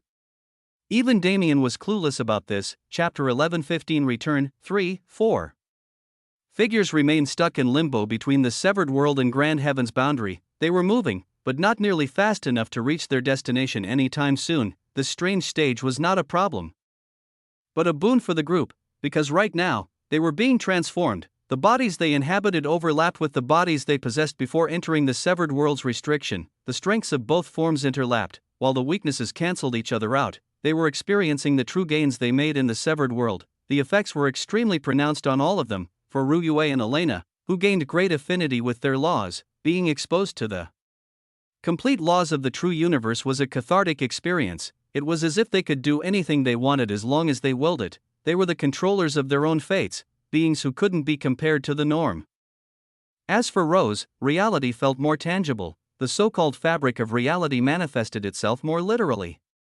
She could feel its coarse threads wrapping around her body, and just barely, she felt like she could influence their behavior. To seize control over reality itself, this was the nature of the path she chose. Naturally, she felt the grandness of her ambition in this moment, yet, regardless of what they experienced, it couldn't match a tenth of what was happening to Damien. The phenomenon was caused by a combination of many factors. The blessing of foundation, his newfound comprehension of universal law, and much more coalesced into an almost orgasmic feeling of euphoria. If it had to be described, Damien always felt too small for his body. He felt like his mind and soul couldn't fill out the frame of the body he built, contained within a portion of its boundaries. Now, he not only filled out his frame, he felt like he could act outside its influence. It was simply impossible to truly put it into words. Damien Void finally felt like Damien Void. He finally felt like the bearer of the Void physique. He finally felt like the heir of Void Palace. The transformation happened in an infinitely long instant, and in the next, the four arrived back in their home universe. The girls slowly opened their eyes and looked down at their hands, cherishing the feeling that was now passing. And Damien, a flash, his body was covered in bright light that diminished in a single second. The aura completely withdrawn and his body flared out more powerfully than ever. He leapt to the third revolution of extreme peak fourth class right then and there. His eyes shot open as he exclaimed in astonishment. He just came back to his senses, and something so nonsensical was already happening? On second thought. Isn't it totally normal? The point of the 9 revolutions was to define one's existence and build one's legend. It was an unofficial stage because it was completely outside the system's interference, a step every practitioner had to make on their own. In reality, a 9 revolutions master was still an extreme peak 4th class practitioner. The power they were exerting wasn't part of a new stage, but an extension of the past one. Therefore, there was no way to tell when one would rank up. As long as one kept building their legend and striving for the absolute peak of what they could do, one would eventually rank up naturally. Yet, it usually took a great deal of time to stack up achievements that could make a significant impact on one's legend. It normally took several hundred or even thousands of years. The current situation, however, was anything but normal. Disregarding Damien's disgustingly infinite potential, the actions he was taking were always extreme due to the apocalyptic state of the universe that he saw. And especially this time in the severed world, not only did he subordinate a demigod, he achieved the wholeness one could only desperately wish for before becoming a supreme. If he didn't move up at this point, the heavens were truly acting against him. Damien closed his eyes and gathered his thoughts before reopening them. He let out a calm breath and finally took account of the surroundings. They were not back on the floating continent where Orion's portal was located, but in a random portion of space in the giant domain. It's been a year, a year, Damien muttered it to himself, but there was no way the girls wouldn't overhear. He'd become used to massive time differences after all these years, so it didn't affect him much. He went straight into thinking about how to best use the remaining year of ceasefire. However, the girls didn't have his experience. None of them had been to such convoluted places where a single month equated to a year outside. The surprise on their faces was mixed with a bit of horror at the realization. A year of time lost so easily couldn't be processed like it was normal. Damien pulled them close comfortingly. He spoke soft words into their ears to calm them down and help them accept the situation. In truth, their bodies were not harmed nor did they experience any setbacks in consequence of the time dilation, but the mental impact of the fact itself was significant. They were all powerful beings. It only took a bit of time to regain their senses. The warmth of Damien's embrace helped a great deal too. It would have been more fun if they had dramatic reactions to the news, but they were too old for that by now, weren't they? I keep forgetting that 10,000 is a normal age nowadays. Still, the earthen dream to have my life together by 40 doesn't go away easily. Damien smiled to himself as he let go of the girls. We're going back now? Rose asked. It's been a long time. It's time to go home. It was a bit much to start moving again so soon after finishing their last mission, but none of them had any complaints. Besides, this coming trip could be considered something of a vacation. Damien learned a lot about the universe from his seniors and personal research. He could be considered an expert on the topic, but if it was his own origins, he still had an endless stream of unanswered questions. It was time to go back to the human domain and solve some of those mysteries, and perhaps, I'm feeling nostalgic. Perhaps it was time to revisit some old friends and demons. The girls entered the sanctuary using their engagement rings and entered Thebel to explore for a few days. And Damien's body disappeared, traveling millions of kilometers in an instant. He grinned to himself, the spatial layers brushing against his face like wind. The freeing feeling of teleportation he missed so dearly was back. Not just in the severed world, but in reality. He hadn't done anything yet, but it was clear as day in his mind. Anything he wanted to do, he could achieve it. The doubts that clouded his mind in the dream world, the convictions he built to destroy them, everything felt validated in this moment. Chapter 11:16 Return 4. The giant domain and human domain were neighboring sectors. It only took Damien a day to reach the boundary between them. The main problem was the turbulence that existed at the boundary. Several tens of millions of kilometers of destroyed space, like a diluted representation of the abyss, separated the human domain from everything around it. While it acted as a nigh-impenetrable defense against outside forces, it was also the very cause of the sector's decline. Naturally, this portion of the universe healed considerably over the past 10,000 years. So it was only powerful enough to hold off against enemies under the extreme peak of 4th class, but that was more than enough.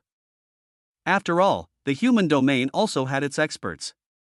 They would only lose if the other side could abuse a numbers advantage, and even then, they would have much time to prepare while the able forces made their way through the spatial chaos. This was Damien's first time seeing the phenomenon. After all, his exit from the domain was more than unconventional. He marveled at it for a few seconds before passing into its depths. He waded through the fractured space with the ease of a master, avoiding anything that could shake his flow and destroying anything that blocked his path. Though, he was doing more than just that. This was the human domain's fortification. He couldn't make it easy to pass through. Right, the spatial traps he laid in his wake were specially constructed to only attack intruders. Those who carried the mana signature of a human domain denizen would not encounter any problems from them. It's not perfect, but it's good enough. As long as I inform the old man about it, emissaries should be able to avoid them too. Damien shrugged off the disadvantages of his actions for now and flashed through the disrupted area, arriving on the other side. It wasn't like he had no plans of coming back. He could clear away the loopholes later. For now, he continued teleporting until he was closer to the more populated areas of the domain before calling the girls out. "We have arrived." "Miladies," he said with a teasing smile, "the ride was quite nice. Do you have any interest in being my personal chauffeur?" Rose responded in kind. I don't mind at all. But I don't work for free." Damien unleashed a lecherous gaze he hadn't used in very many years, causing Rose to roll her eyes. Cheeky, Damien smiled. "All right, then. My first stop is a pyron. Is everyone coming?" It was natural for them to move together, but since this was a home visit, it was also natural for them to have things they'd rather do alone. "You are going there on business?" Ru Yui asked. It's mainly for that, but I figured I'd pay a visit to some old friends as well. Then, I shall return to the cloud plane first." Ru Yue was never a sociable person to begin with. She was interested in the people Damien met at the beginning of his journey, but she wanted to go home more, because something important happened since the last time she saw Tian Yang. There were many things she wanted to tell him privately. Damien nodded in understanding. "I'll be there after I finish up on a pyron." "It won't be too long, We must face Master together as well, yeah, we do need to do that, don't we?" Damien smiled wryly, seeking approval from his in-laws. Tian Yang wasn't the only one he had to face for this purpose. Damien turned to Rose and Elena. Rose was obviously coming with him as he was visiting her hometown. But Elena was the only one among them with no family at all.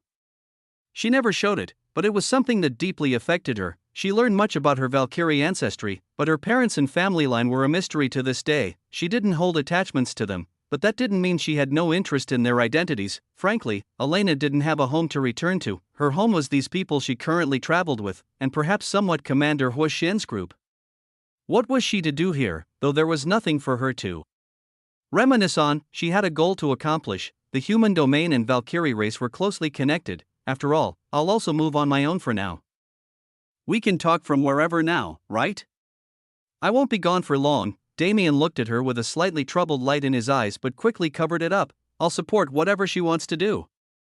If this is something she has to do alone, I can only make sure she remembers the home she has here. After a few more minutes of conversation, Ruyue and Elena split from the group, going their separate ways. Meanwhile, Rose went back to the sanctuary. It would definitely be short this time, but she had no interest in feeling what it was like to teleport through egregious amounts of space. Damien shook his head wryly, pitying those who couldn't experience the feeling he loved so much, and made his way to Apiron. A few hours later, the middle world appeared in his sight. This familiar appearance, this familiar world. Had it been over a decade already? Damien stopped in space and slowly descended into the planet's atmosphere. He appreciated the cool air of this peaceful place and relished in the power of a Star Master that flowed through him.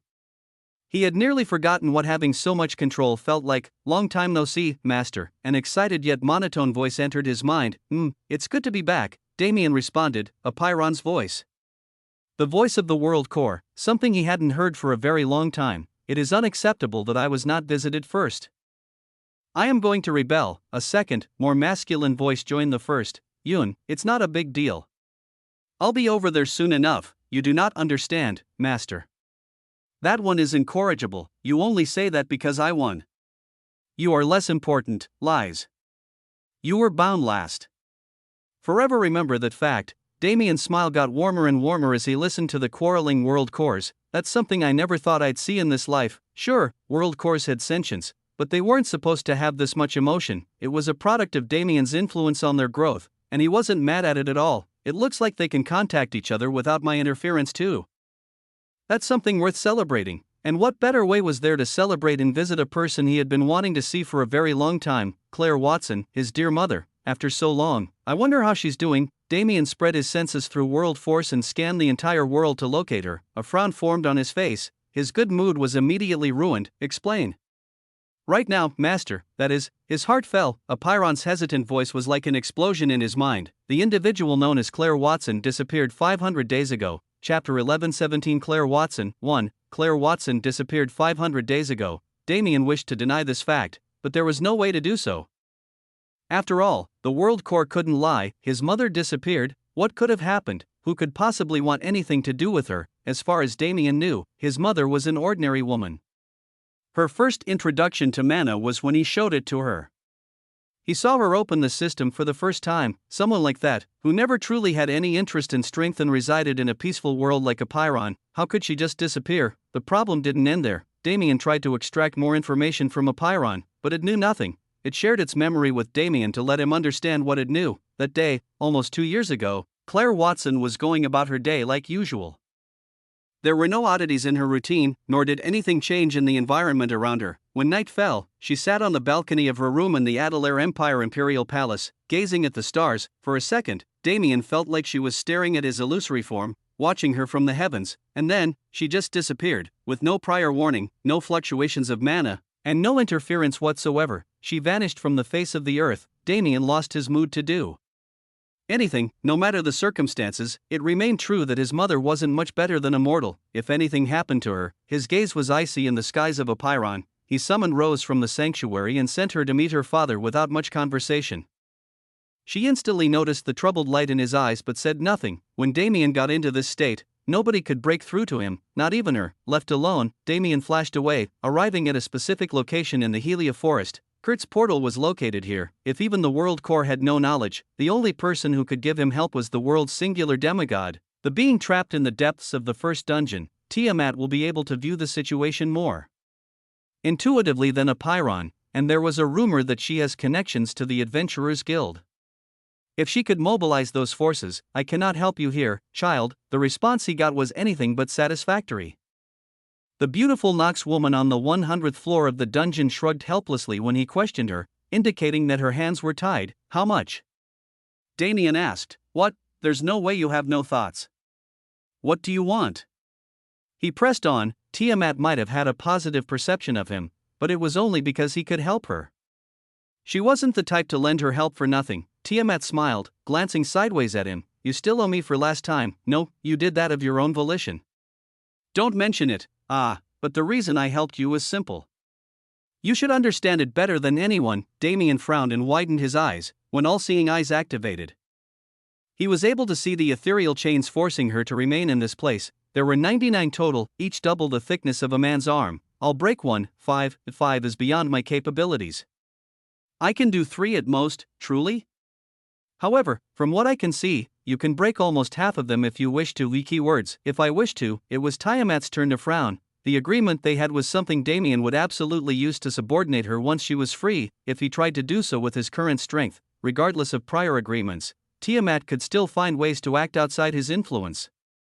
Was he being cautious until he was powerful enough to control her? Cheeky brat. She wasn't offended. If anything, Tiamat liked him more for this trait, because trusting others was, very well. If you can shatter 3 of these chains, I shall give you direction. Damien nodded and slashed his arm out, void mana coalescing into a blade extending from it. Clang, clang, clang. The sound was as if they were material. 3 chains broke and shattered into pieces that fell to the ground. Even Tiamat had to be surprised at his nonchalant attitude. I am not in a great mood right now. If you have something to say, wait until this is sorted out. Tiamat sighed and shook her head. This child's potential is too terrifying. Perhaps even he, that person who disappeared. She was likely not taken away by other forces. The first thing Tiamat did was provide reassurance. Even if another demigod acted, I would have been able to sense it. I am confident in at least that much. Her disappearance is something much greater than that. Damien's hard expression didn't loosen, but his mind calmed somewhat. If she wasn't taken away by other forces, he could be assured that she wouldn't be used by enemies for anything tragic. But, in the end, what did that mean? As I said prior, I do not have the answer you seek. If you wish to know more, you will find your answer in the floating city. Floating city, Tiamat shrugged. Do not ask me. I only vaguely understand it. Do expect me to clearly know from my current position. Fair enough. Tiamat rolled her eyes, a bit offended by his blatant disregard, but didn't say anything. If it's a floating city, could it be that? There was only one place Damien could think of, the last vestige of Nibelheim, the city transformed into a war machine on Lynn Carter's order. I don't know how accurate my guess is, but I have no choice but to check. Damien's body flickered and disappeared without another word. Humph. No decency at all. Tiamat complained to herself. Thanks. Damien's voice rang out from the void. 2 more ethereal chains shattered on their own, and his presence finally vanished. Tiamat grinned. Truly, what a cheeky brat. Damien had 2 choices right now. Either he could wallow in a spiral of negativity imagining every possible situation, or he could move thoughtlessly with only his goal in mind. What he chose was the latter. He teleported across the universe, ignoring everything in his path, the so-called floating city. It used to be known as Hub City Avalon before it was turned into a flying warship, when the unnamed world crumbled upon the 5th Primal Sovereign's awakening. Avalon was the only place for the survivors of the destroyed world to live. Even Rose and the rest were saved by Lynn's efforts in that city. Now, it was located not far from the Cloud Plains atmosphere.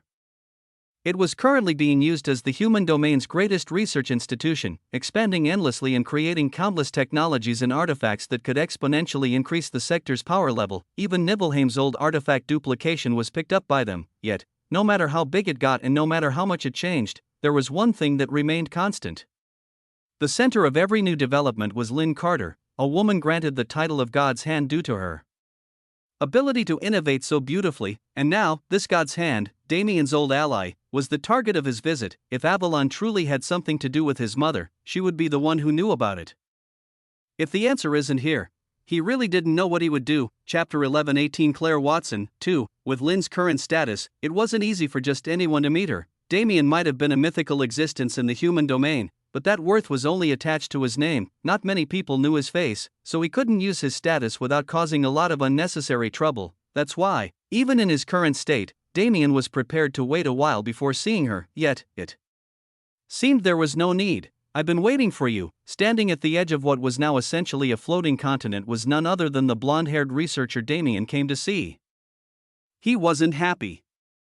If anything, the strange feeling in his chest worsened. Lynn Carter was known to the universe as an innovator, but she was much more than just that. She was a strategic genius whose mind terrified even Damien. Once a slave to the Nox, Lynn Carter used her mind alone to free herself and her people. The plans Damien and the girls discovered during their first visit to Earth, where he also saw Lynn for the first time. The Nox's movement in the human domain was not solved by Damien. What culminated in an all-out war with Nibelheim was possible because Lynn Carter had already been destroying Wrath's plans from the inside for many years. when Damien was added to the equation. He sparked Wrath's irrational power lust and created a situation that she took advantage of to gain her freedom. The amount of patience and time required was something Damien simply didn't possess. When a woman who had a mind like that said a sentence like, "I've been waiting for you," it usually wasn't anything good. Damien didn't return her greeting, nodding and following her lead deep into the facility. It mirrored Evatech a great deal, perhaps because it was also a research-dedicated organization. Still, a few of the steampunk aesthetics of the original hub city Avalon were mixed into the bland research environment, giving it a twinge of character one wouldn't expect from such a place. Here, whether it be a common blacksmith or a scientist at the peak of his field, anyone could find the opportunity to become great as long as they had the potential or skill to match their ambitions. Damien silently appreciated the environment Lynn cultivated in this place as he followed her through the place and into the large skyscraper at its center. They stepped into an elevator-like structure, which teleported them to the top floor in an instant. How convenient, thanks. You were the inspiration. Should I be flattered? Yes.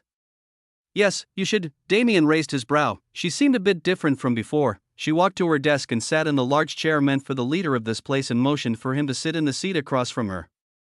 Damien didn't know how to describe this feeling. Was she more human now? Yes, it is likely what you're thinking. Guard your mind here. Your thoughts will be visible otherwise. Damien once again raised his brow and sent his awareness through the room. There was indeed a formation he'd never seen before hidden in the folds of space, as expected of the god's hand. Don't call me that. You know what I came here to ask, right? Damien moved their conversation to the main subject, taking his seat. I do, Lynn responded, clasping her hands below her chin, as expected. Damien had some time to ruminate over it while he was coming here. Logically speaking, there was no way for Tiamat to know of Avalon's existence. Because of the restrictions placed on her, her awareness couldn't travel outside of Pyron, so even divining its existence was beyond her influence. The only way she could know is if someone told her to guide me here. He turned his attention back to Lynn. His worry had completely faded by this point, because this situation did not seem like a crisis, but something intentional. Your mother, Lynn began, not wasting any time. It is a far greater existence than you can ever imagine. Claire Watson. Damien knew her as a mortal woman, a struggling single mother who did everything she could to help him through life, even if her efforts didn't always reflect the way she wanted them to. Yet, as he grew, he began to understand, his talent wasn't possible regardless of his father's position, and because of his father's position, his conception itself was an unsolved mystery. After all, gods could not descend into the lower universe. The story Damien heard from Lynn's mouth was absurd, but that was exactly why it made sense. Claire Watson was also a divine from the heavenly world. Dante Void and his Void Palace held great status in that world, and she was the woman who became the mistress and empress of that great influence. However, tragedy struck. Even Lynn didn't know the whole story, but somehow, Dante Void's divinity was shattered and he fell from the heavens. Choosing Earth as a place to hide and recuperate, Claire chased him, unwilling to part from her love, and fractured her own divinity to descend. Until this point, there were no problems. If everything went the way it was supposed to, they would have recovered and returned to the heavenly world within a few dozens of years. The problem was elsewhere. With her divine soul injured and in stasis, a new consciousness was born in her empty vessel. This consciousness became Claire Watson. Her original memories were locked away with her true soul, and when Dante found her, his power was nowhere near enough to bring her back. What was worse was that the unborn child they'd conceived before the tragedy was still living in her stomach. They couldn't abandon the child. Damien was born, and Dante and Claire began a life as mortals on Earth. What came next, as Damien knew well, was Dante being forced to leave him and his mother early in his life. Claire's condition went unsolved, and when the world awakening took place, the mana in the atmosphere shook her divine soul, putting her in a coma from what looked like mana sickness. After Damien fed her the elixir, however, her body and even her divine soul experienced a boost. When Claire awakened the dream affinity, her two separate consciousnesses were finally given the chance to merge, returning her to the person she was when as a divine while retaining her feelings and emotions as Claire. This was the story Lynn Carter knew. There were naturally many holes that ruined its continuity, but even this much already gave Damien an idea of many things he'd been curious about. As for how Lynn knew, I am her avatar. I was created for the purpose of aiding you, keeping the Nox away from you long enough for you to grow into your power. Right, Lynn Carter was never a true human, but a reflection of Claire Watson's will. Then your sister? Your ambition? All of it, real. The answer was unexpected. I may have been created and tasked with aiding you, but my ambitions were very much my own as well. The relationship I had with your mother, while she is my creator. Was more one of cooperation. Avatar was perhaps the wrong word to use in the first place. It was better to say that Lynn was an apostle. Still, her nature as an avatar granted her access to a portion of Claire's memories, and that portion was what she shared with Damien. Then, right now, my mother is, that likely in the heavenly world. Damien's eyes widened. He was expecting it, but he wasn't prepared. In fact, right now, he was bubbling over with questions he needed to ask. This frustratingly vague story had to be grounded. He had to know the rest, because, unexpectedly, this event was the key to learning the mysteries of his origin he didn't even know he should have been seeking. Chapter 11:19 Apeiron 1. The things Damien learned from Lynn were as such. Firstly, both of his parents were unequivocally gods from the heavenly world. Secondly, their stories were anything but simple, filled with twists and turns he had to uncover. And thirdly, no matter their states or positions, they did everything they could to make his journey to power stable. When it came to actual information, what Lynn could provide was negligible, because what she knew was only what Claire wanted Damien to know. His mother was evidently urging him to chase his origins and form opinions on his own. Like always, his parents fully supported his right to freedom. Damien and Lynn sat in their same positions many minutes after the conversation ended. For Damien, this time was used to sort out his thoughts. His existence made much more sense now. The egregious talent he had for space came from his father, but Damien's body was unique in more ways than just that. The void was able to change his structure so he could accept new affinities, but the fact that he was able to do so naturally and without enduring the extreme pain of evolution indicated that he already had a vague qualification to practice them. The son of a god and immortal could only amount to so much, but Damien's blood was inherited not only from two gods, but two very powerful ones. There was much on his shoulders, much he could only learn by ascending and encountering Void Palace. But his mind was clear, rather than being unsettled. This information is somewhat calming. I don't know what state my parents are in now, but if Mother has the ability to protect herself, I can rest assured. Lynn might have called their relationship a cooperation, but she couldn't hide the slight light of reverence in her eyes. The true face of Claire Watson couldn't be some small character. Hugh. Damien let out a breath of impure air and looked at Lynn. All right, it's settled. Thank you for your help. He stood up and prepared to leave. He still had many places to visit, and he had to assure Rose that he was fine. However, wait, Lynn stopped him, standing up as well. When your mother left, her final gift for me was individuality. She cut out connection and I have now become a human being of my own, she started. Damien nodded, now understanding the feeling he'd been getting from her since they met, and listened, curious of her point. Lynn stared into his eyes in utmost seriousness. I cannot repay my gratitude for her guidance even if I put my own life on the line. Therefore, I've come to a decision. Damien wasn't the only one lost in thought for those several minutes prior. Lynn also had something she needed to consider, and after interacting with Damien for a bit, she firmed her will. I will follow you. Damien's eyes widened in surprise. I will follow you. The facilities of Avalon will be yours to command from this point forth, Lynn reiterated and specified, giving him no room for doubt, and, she hesitated for a second.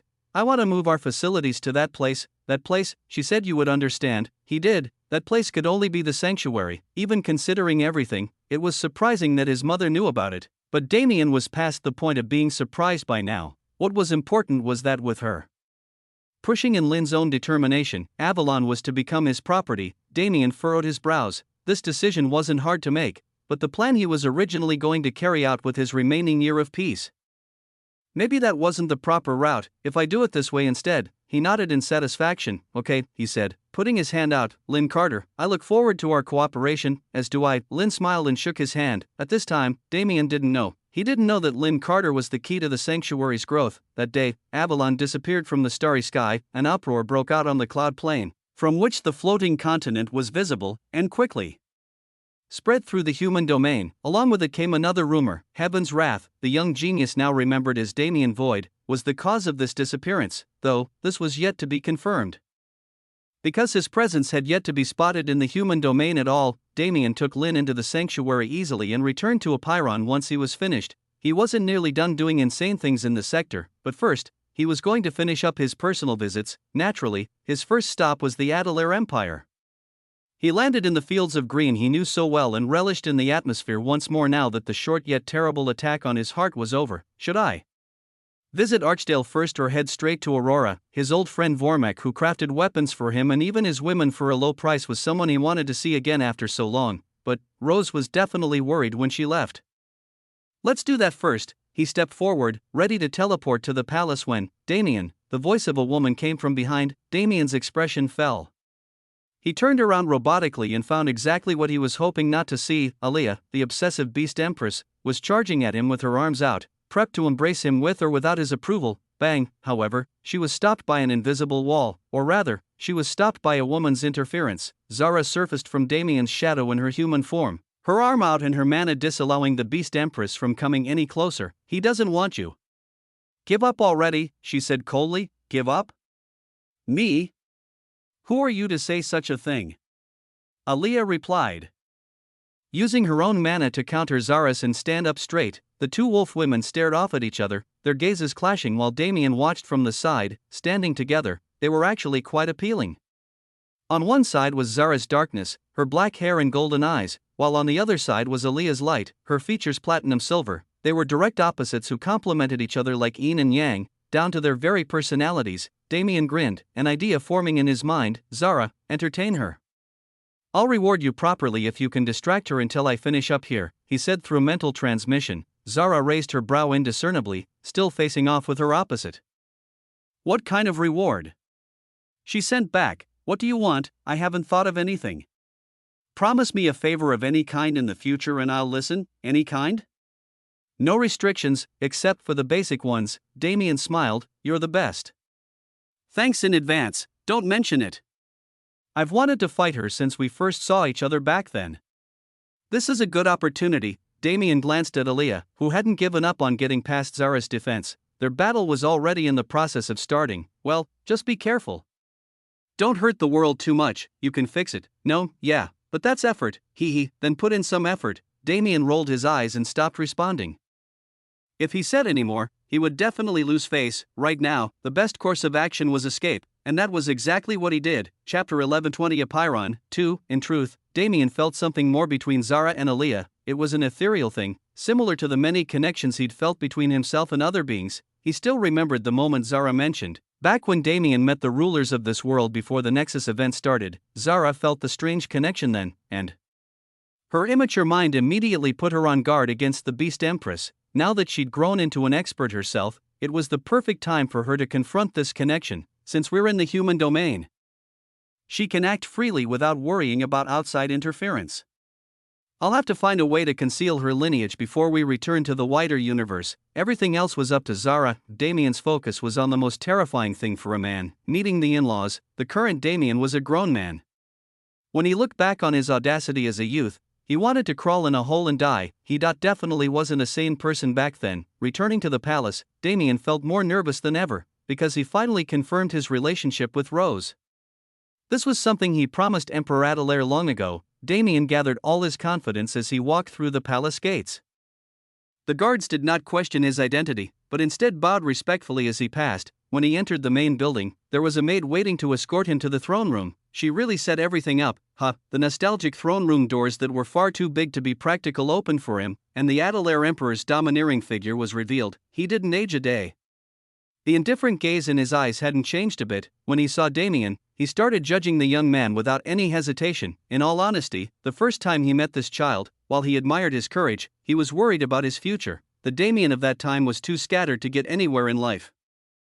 Even when he promised Rose to him, he didn't take it very seriously. He realized how much she cared about this boy later on, but it didn't register in his mind. How could a father easily accept that his daughter was being taken away? Yet, when Rose came back home the previous time, she was no longer chaste, and her entire mind seemed focused on finding her lost love, and this time, she came back with a ring on her finger. The progress in their relationship, Damien's growth he'd seen exclusively through Rose, was finally displayed before him. The man he saw had his hair cut short, a far cry from the wild mane he used to sport. His appearance overall was more refined and mature. A fact reflected in his other facets. His aura was contained, and an air of serenity radiated from his body. The light in his eyes contained wisdom gathered through years of experience, a gaze that looked into the future instead of hiding in the present. It was difficult to see this man as the same child from all those years ago. Damien walked until he was only a few feet away from the throne platform and looked the Emperor in the eye. He bowed his body a full 90 degrees and spoke from his heart. Please give me your blessing to marry your daughter. His words were direct and without any flowers to appease this father-in-law of his. because everything that needed to be said could be seen from his eyes. What was James Adelaire supposed to do here? Reject him? Test him? Hell, could he even defeat his son-in-law in battle anymore? The younger generation grew to the point where the older generation could only accept that they were the past. He smiled wryly, gazing at the bowing man. This entire interaction was for ceremony. Regardless of what he said, James didn't have the power to stop their communion, yet the fact that his approval was still being sought, this was enough to satisfy his feelings as a father. Haven't we already made this promise? My daughter has been enchanted by your spell for far too long for me to reject you. He stood up and approached Damien, putting his hand on the man's shoulder and lifting him up. Of course I will support your union. If there is anyone I can confidently entrust my daughter to, it is you. Damien smiled. Thank you, sir.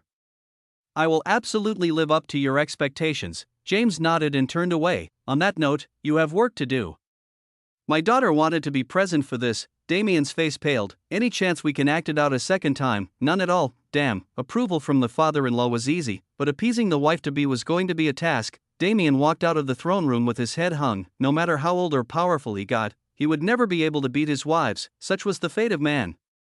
While Damien faithfully went to accomplish his task, a battle of great proportions was taking place in the plains of the Adelaire Empire. Two women, both reverted to their beast forms, faced off in laws and physical strength, destroying everything around them. Darkness and light collided. Two completely different frequencies of mana burned through the air, clashing and coalescing in a myriad of ways. Their bodies flashed around faster than the eye could see. The environment around them was shattered and torn apart with every movement, completely contrary to Damien's ask. However, it wasn't brutal, rather, it was something beautiful in its own twisted way. Their battle was like a dance where they never used power outside their opponent's capabilities. They matched laws with equally complex laws, and every time the scale of their battle increased, it did so with such fluidity that one would believe their clash was rehearsed. Their connection became more pronounced the more they interacted. There was no way for these women to claim they were not related anymore. The question was, where did that relation lie? Zara's eyes were firm. Aaliyah's entire being represented light. She was almost wholly just in aura, disregarding all her other facets. Yet, why can I feel Nox's mana from her? It was slight and almost unnoticeable, but as someone who'd faced her demonic providence, Zara was absolutely sure about her perception. Aaliyah was related to the Nox somehow. And not just any Nox, but the same Nox beings Zara was related to. However, nothing could be confirmed at this moment because neither had a clue as to what their true origins were. The only way to find out was to go back 10,000 years or more, back to when the Nox were invading Apiron. Over an hour passed since their battle began. Damien already finished appeasing Rose and came over to check on them. Upon having this very realization, he submerged his senses into the world. If it was memories of the past, there was one entity who could show him more clearly than anyone in the universe. Master, prepare your mind. I will now transport you to the past era. Chapter 11:21 Reminiscence 1. A man appeared on Apiron in the midst of conflict. The Nox worshippers and enemy forces fully revealed their intentions and began their onslaught, and his presence, frankly, went unnoticed, because he was already crippled. His divinity had been shattered as he fled here. His body landed in the Helia forest, and noticing its terrain, he traveled deeper and deeper until he found a place where he could hide and recuperate. He stayed there for many months, alone and living the life of a wild man.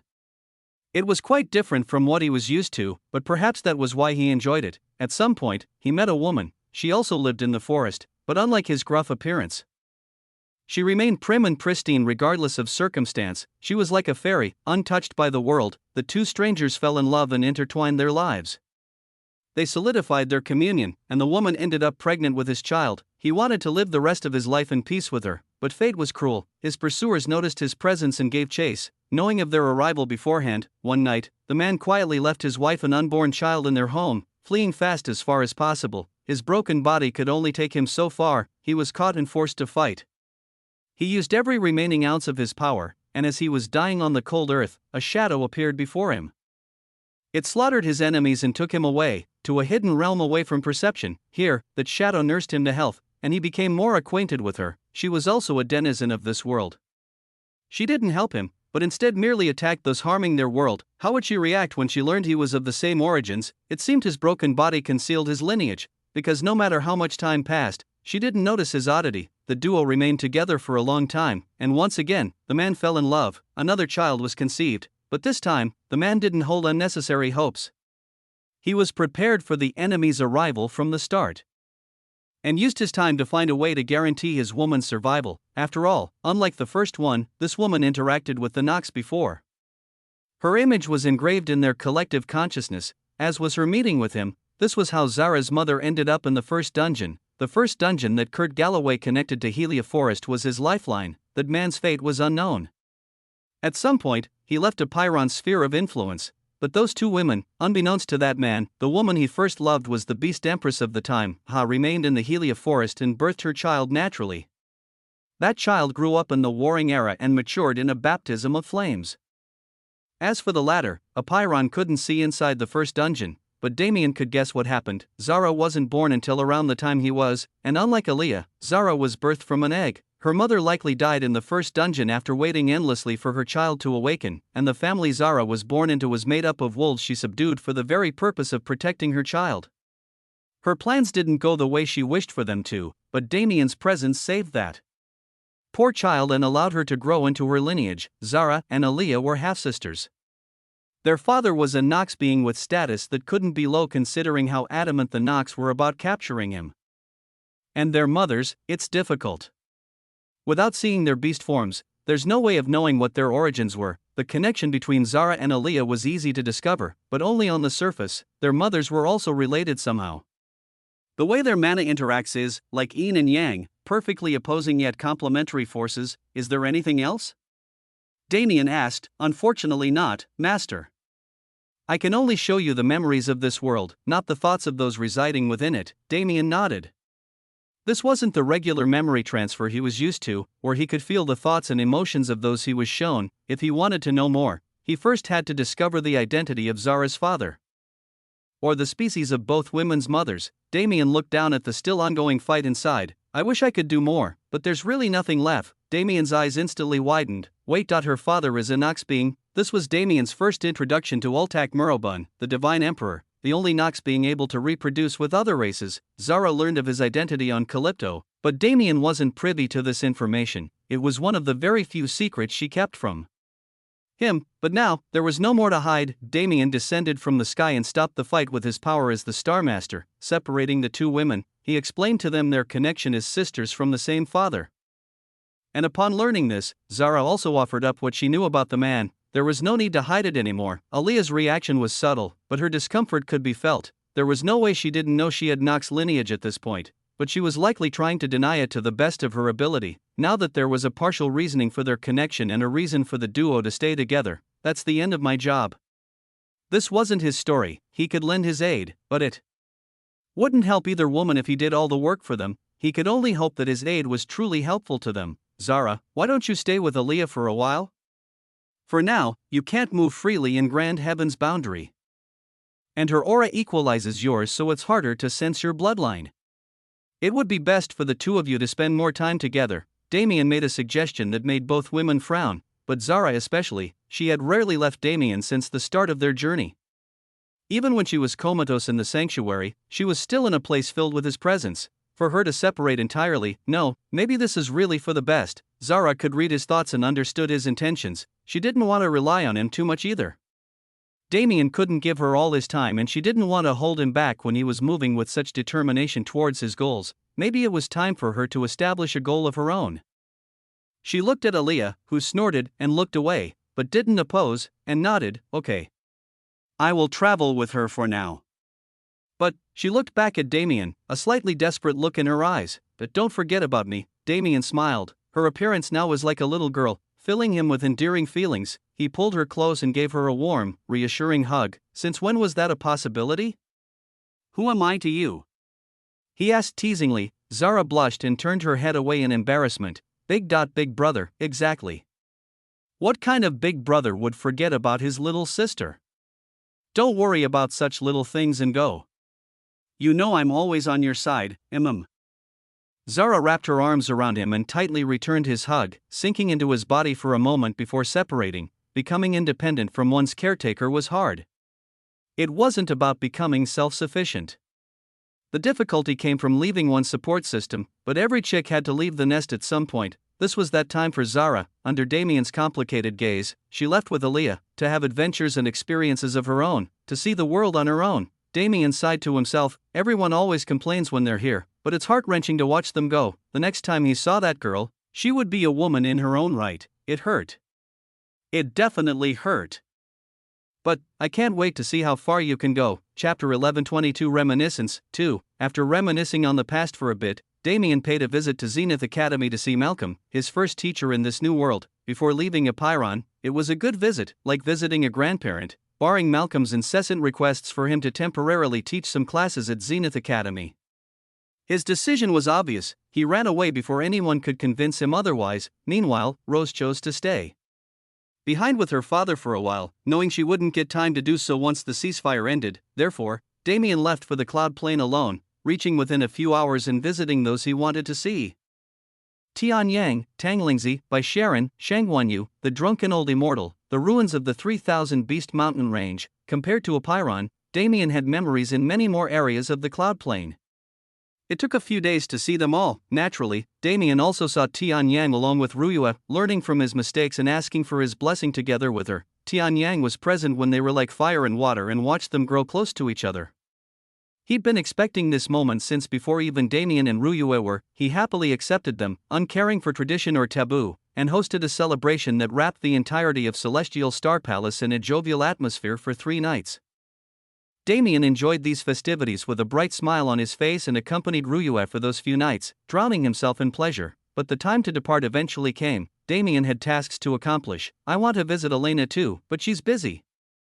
I don't want to interfere right now. Just like Zara, Elena was searching for her origin, only, Elena's state was more desperate. Damien's presence in this journey wouldn't only be unhelpful, but detrimental. It's annoying how important independence is for stability and growth. If I could have it my way, I'd solve all these problems so we can live happily ever after, but Damien smiled wryly as he traversed the starry sky. It was his fault for loving ambitious women. He shook his head and opened a warp portal to his next destination. He'd been in a nostalgic mood recently. The piece of the human domain he'd been away from for so long was catching up to him. He had one more place to visit before he started moving seriously, a place he really held no connection with, yet meant everything to him, Earth, his homeworld. He looked at it from above with a complicated gaze. This planet was no longer the one he knew. The terrain was massively different after several calamities and manipulses caused by the world's rapid growth. The regular citizens who lived back then were warriors now. Fourth-class beings were becoming more and more common by the day. And it likely wouldn't be long before an extreme peak master was born among them. Damien thought back to his conversation with Lynn a few days back. What drove you to follow me? Disregarding my mother's influence, what made the individual named Lynn Carter subordinate herself? It was a question he'd asked in the process of transferring Avalon to the sanctuary, and her answer, it wasn't something grand nor was it some valiant message that struck his soul. Her reason was simple. Have you not noticed it by now? Do you think your divine blood is for nothing? She had said, people close to you are influenced by your growth. I believe that Avalon will flourish under that very influence. Therefore, following your mother's subtle suggestion is the best possible route. Was it his bloodline or was it the void? Maybe it was a cooperation between the two. It made sense. There was no way to deny it. Regardless of their talent, it would have been impossible for Rose, Ruyue, and Elena to match his growth, purely due to the disadvantages of their births. The people he encountered in Hidden Death Valley, the people he met in Calypto, and the people he met throughout the universe were subtly influenced by him. They couldn't compare to those in his direct proximity, but they were all able to make rapid improvements after they established positive relationships with him and the sanctuary.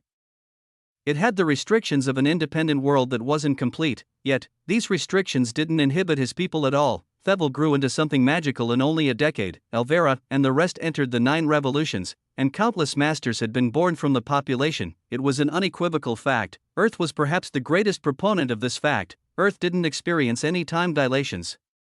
Damien bounded when he was 20. When he entered the divine realm, he was still in his early 20s, and since then, in the regular time flow, only 3 years passed. In a period of time so short it passed in a flash. Earth went from a place where second-class beings reigned supreme to one where second class wasn't even worth mentioning. He just wanted to see it. He didn't have any interest in what the Earthlings were up to right now. Despite their strength, they were still relatively disconnected from the wider universe. They only had contact with the worlds closest to them, while those like Apiron were only theorized about. He just wanted to see it. this world that he still didn't understand this connection to, this world that should have been insignificant, yet refused to be forgotten, this world, just what are you, he. Earth's world core giggled innocently upon feeling his presence. Its consciousness was infantile, but it was surprising that it could communicate its words at all. It took a relatively complete consciousness to do so. Without realizing it, Damien smiled endearingly. I guess I have a duty to protect you while you're still growing. Whoosh, he held his arm out and pushed all his mana. A black hole opened behind him and provided him with an infinite stream of the energy to use as he pleased. Right, this was his homeworld, this was his home sector, this place was his origin. There were no words to explain why it mattered, but it impacted him nonetheless. Stay safe, though. His mana whirled to life and expanded rapidly, encompassing the entire planet. Waves and waves of space laws fortified the Earth's atmosphere, disallowing the presence of hostile beings. Time laws followed, creating a field around the world that would wither away any invaders. Samsara ensured those on the planet wouldn't die prematurely and provided them great vitality that could help them in training. And finally, a twinge of the void entered the defense, connecting it to Damien. With this, they won't get hit by anything they can't handle. If they are, I'll be able to come right away. It wasn't long, but it was a good visit. Nothing happened, but Damien felt like his mind was clearer than usual. It was the perfect mental space for what was coming, a lonely journey that wouldn't end until he ran out of time. Damien's figure disappeared into the starry sky, and then, a year passed in silence. Chapter 1123 Eve of Battle 1. Many things happened in the period of 1 year. But not many of them were in the human domain. The divine and infernal realm infected source world raids were completed at the loss of over 100 million troops, including several million fourth-class beings and a not much smaller number of extreme peak masters. The raids were successful overall. In the grand scheme of things, the loss wasn't much. However, there was still much confusion surrounding the operation. The strange movements of the Nox were unexplained. The 3 greatest infected source worlds became refuges for the countless Nox who fled from their original worlds, but what was the point if they were going to die either way? The Control Division in Luxurian was still working overtime to figure out their motives. While the main armies took time to rest now that their job was over, the fate of Grand Heaven's boundary now lay in the hands of a single man. Not long ago, the Sane Emperor appeared at the border of Ion and declared the time and place of his son's fated duel. It would take place 3 days later, in the center of the divine realm. It was a spectacle that would be broadcast across the universe for all eyes to see. Whether it would be a moment of triumph or shame could only be hypothesized. Now, both Damien and the Saint King hadn't been seen since the Grand Assembly ended. The improvements in their strength couldn't be measured, however, compared to a genius of the universe who was forcefully isolated from its proceedings for the past 2 years. Wouldn't the son of a Nox Emperor see more fortune? Such a realization made it hard to sit still these days. Whether it be common soldiers or the leaders of peak influences, they all moved for a single purpose, to prepare for what came next. In the depths of the abyss, far, far away from Grand Heaven's boundary, a certain meeting was taking place. Has it been completed? The question was asked by a being wrapped in darkness whose figure could not be properly seen. As for the one it was directed to, he knelt on the floor before that being in reverence. All of the souls and essence have been absorbed into the corrupted products. We are prepared to act on the Lord's command. The shadowed being smiled. The darkness around him wriggled and curved into the figure of a great demon grinning in madness, reflecting the expression of the man it concealed. Very well. Leave now and be prepared. We shall not waste any more time. The subordinate prostrated himself respectfully before standing up and leaving the area. Left alone, the being's eyes turned cold. The source's death was an unexpected event. However, it is not harmful for us to deal more damage to the enemy. Hassan, who controlled the laws of every infected source world, died 2 years ago upon the failure of the team sent to retrieve him. That team disappeared without a trace, and the information of their encounter before death vanished with them.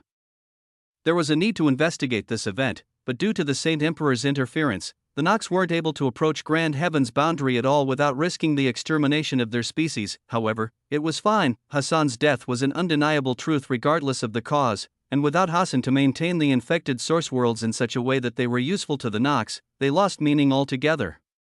As did the forces left on them. The subordinate's report made the situation clear. The corrupted world cores in the universe collected the souls and essence of all who died in their dominion, all for the sake of a single move, an opening move that would show Grand Heaven's boundary how hopeless their situation was. The man stood up from his throne and stepped out of the darkness. He had long midnight black hair and eyes that were hollow without a soul.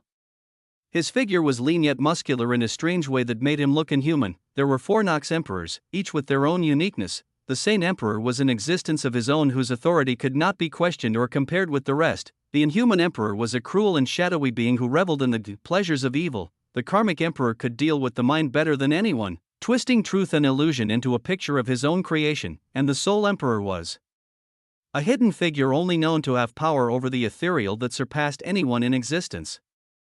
The Soul Emperor didn't interfere directly with any conflict, but his hand was said to be the cause of many tragedies within the universe. In this moment, he was in the midst of doing so once again. He looked up into the void. There was no such thing as a sky in the abyss. His dull, lifeless eyes didn't carry a hint of emotion, yet the rest of his body was filled with it, making it disconcerting to even be in his presence. By the will of the Lord, a sentence one would never expect.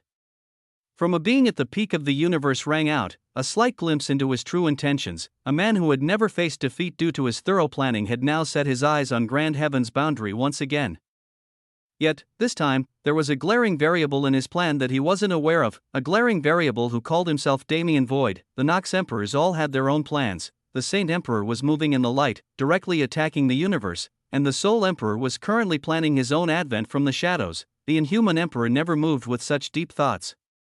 As a manifestation of evil, he was a being of free thought who only acted when he felt like it, with an air of chaos and disorder surrounding his actions. And finally, the Karmic Emperor was in cahoots with immortal Blood Azura, his goals unknown yet his actions clear. Blood Azura Holy Land had entered an era of rapid recruitment recently. It wasn't that strange considering that many influences were taking the same routes to increase the number of grunt forces they could use in the coming war. But unbeknownst to the rest of the universe, the atmosphere in the Holy Land was strange. The Blood Azura Holy Land star cluster had over 100 worlds in its influence. Of these, only around 20 had defined purpose, while the rest were mainly used for residence by the common people. However, this changed recently. On a few hidden worlds within the cluster, devious operations were taking place. Hidden below the surface were the tortured screams of millions. The Nox had never succeeded in artificially manufacturing members of their race. Nox worshippers who held their power would eventually get corrupted by their power, and the results of forceful experimentation usually ended in abominations that were only useful a single time. The concept of Nox worshippers only reached maturity, where said worshippers could, for the most part, blend in with the regular populace around 100,000 years ago. But the universal law antagonized the Nox to the fullest.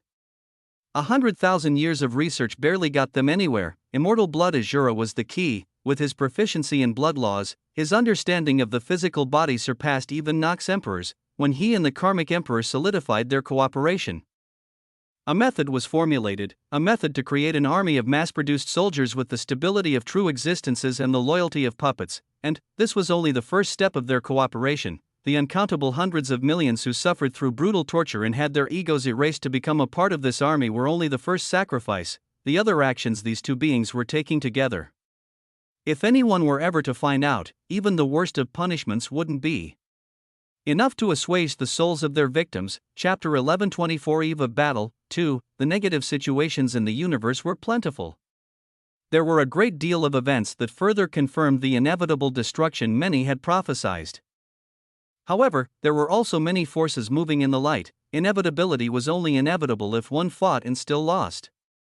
Before that, could it be anything but self-fulfilling prophecy? In the depths of Luxurion, hidden from the angels themselves, Lucille met with a certain being. It was not their first meeting in the past 2 years, but in the current climate, this could be their last for a while. The time for their battle has already come. Do you still have no interest in meeting that child? He asked, facing that being. Its skin was a shimmering blue color, while its clothes were equally virtual, just slightly darker. The being's body trembled strangely, its immaterial nature clear from the start. It was shaped like a woman, but it certainly was not one, perhaps in the past, but not anymore. My influence has no meaning to him. What is the significance of a meaningless encounter? Meaningless. Would it still be so if he is related to that man? The shimmering woman's pupil-less eyes narrowed. Master, the master she spoke of was not Lucille, but a man from the distant past, a man known as the Void Emperor. He was active in the universe roughly 15,000 years ago and ascended to the rank of supreme within a mere 200. He was not someone involved in the grand wars of the universe, but his significance was not small. Yet, he was not remembered as a great expert. He was hardly remembered at all. That man erased his visage from the memories of all beings. Lucille only recovered those memories after constant interaction with this shimmering woman. She was the spirit of the Holy Light realm, a spirit who'd subjected herself to that man during his era. She'd long lost power over the realm she managed and was essentially powerless until recently, but she was, after all, the spirit of a great realm. The knowledge in her possession was as expansive as the starry sky. Regardless of his origins, my presence has no part in his legend, the spirit finally said. If he truly holds such relation, guide him to Death Emperor Star. That is where he will find the legacies left for him. Death Emperor Star? Are the rumors true? Lucille asked in surprise. Rumors. If he did not permit it, rumors would not exist at all. Lucille's brows furrowed. There was an old myth about Death Emperor Star, a myth that said every legacy and death zone present on that star was related to a single person. The various beings who left behind everything they'd achieved in life on that world were all the same person. It was nonsensical, but if the spirit was subtly confirming this truth, the power of the being who created that place could only be imagined. Lucille's thoughts were to life. If a being like that existed in the current era, threats like the Nox Emperors could be matched directly. Was that his purpose? Leaving everything behind to ascend, did he wish for us to create that being on our own? He was a man who remained mysterious until the day he left the universe. There were only a few things known as fact in relation to him. He had the power to wield all of the universe's laws as if they were his own. He was young but held wisdom far above his age, and he was also a hero who came from the human domain. From a small world that no longer existed, a small world called Earth. The current human domain certainly wasn't what it was before, not in the long term. But in the short, in the past year, it had gone through massive changes. The worlds that had an established power structure and the ability to contribute to the current situation were now clustered in one place almost unnaturally. They completely followed the laws of the universe and were arranged in a way where they wouldn't interfere with each other's rotations and paths, but countless light years of distance were bridged now. It was now possible for the human domain to form its forces with minimal delay. The number of active worlds in a sector could usually be imagined by the human mind. However, there were at least 100,000 inhabitable worlds per sector and many more hundreds of thousands that had no life at all. These inhabitable worlds had populations that either had no familiarity with mana, or had it but not long enough to hold importance. All of these worlds filled with billions of people each that would have died needlessly if the human domain was ever invaded. Disappeared from the universe entirely. Avalon was a forewarning. It was the start of this incredible phenomenon. Instead of fear of the unknown, the residents remaining in the domain were filled with vigor, because once again, this phenomenon was caused by a single man. Ever since he left Earth, Damien had been moving ceaselessly. It wasn't an exaggeration to say he hadn't been still for the past year. He started with smaller planets near Earth and expanded his range out of the past Milky Way galaxy into the rest of the human domain, transferring countless worlds into the sanctuary in one go. It was difficult, as someone who could travel millions of kilometers in a single instant. It only took him around a minute to go between worlds within each other's range. To bind these worlds and transfer them to the sanctuary was another few minutes of work. In the span of a single day, he could take 120 worlds, give or take. Logically speaking, this speed wasn't enough to conquer half of the sector's worlds. Therefore, Damien was forced to constantly bend spacetime to his needs, warping the fundamental rules of the universe at a subtle level to give himself the time to do what he needed to. The total amount of time he spent was over 5 years, though this time didn't reflect on him the same way other time dilations did. After all, the never-ending blackness of the starry sky never changed.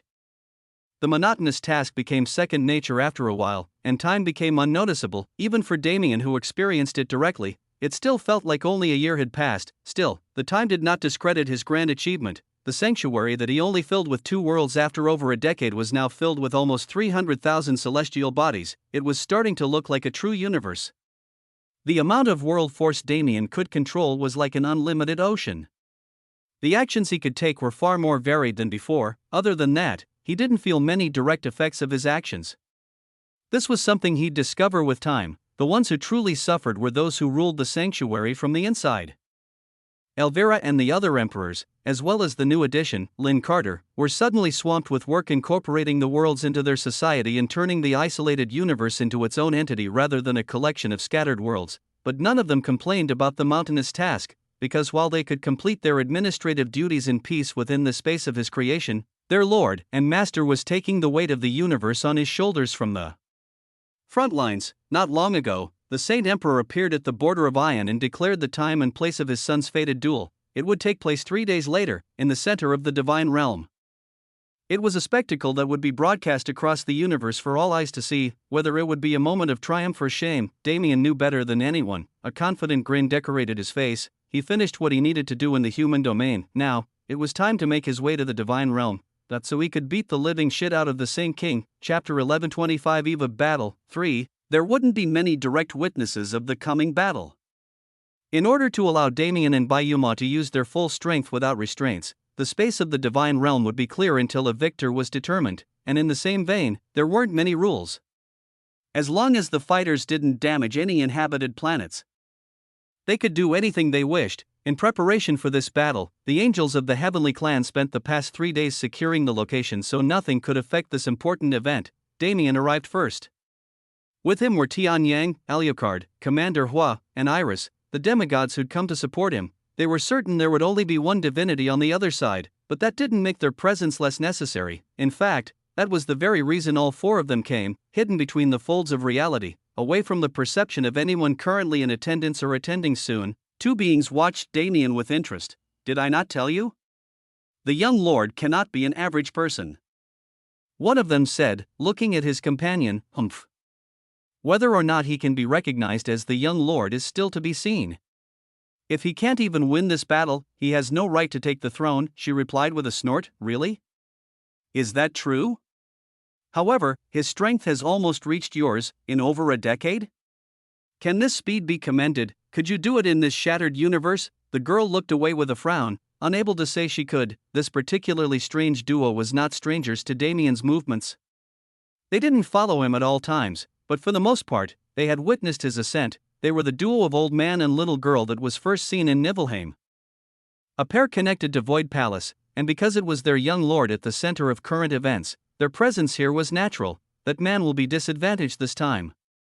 The time he had to grow was much shorter than his opponent, and he had no proper teacher, the girl said negatively. However, the old man's outlook was far more positive. The so-called abyss does have many advantages, but the negative impacts of such an environment are just as prominent.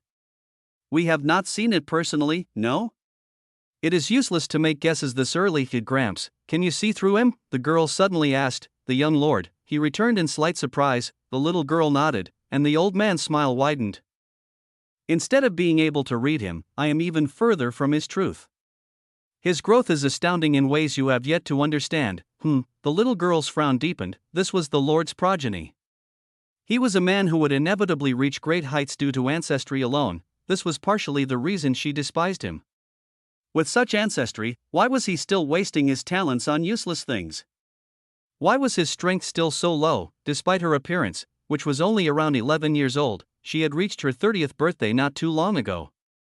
Her appearance was a consequence of a method she was practicing, and would only return to normal when she reached divinity. In those 30 years, she only used 18 to become a supreme. Most of the rest of her life was spent here, observing Damien and exploring the fates of this lesser plane. If she stayed in the heavenly world, she would have absolutely reached divinity by 25. She was certain of this, because she was a peak talent even in that world. She couldn't accept it. She couldn't accept that someone more talented than her was growing at such a disappointing pace, yet, at the same time, she couldn't deny how restrictive this universe was. It was already not even a tenth of its original size, and the nature of its existence made it far harder to become strong. If it was her, she let out a sigh and turned her attention back to the real plane.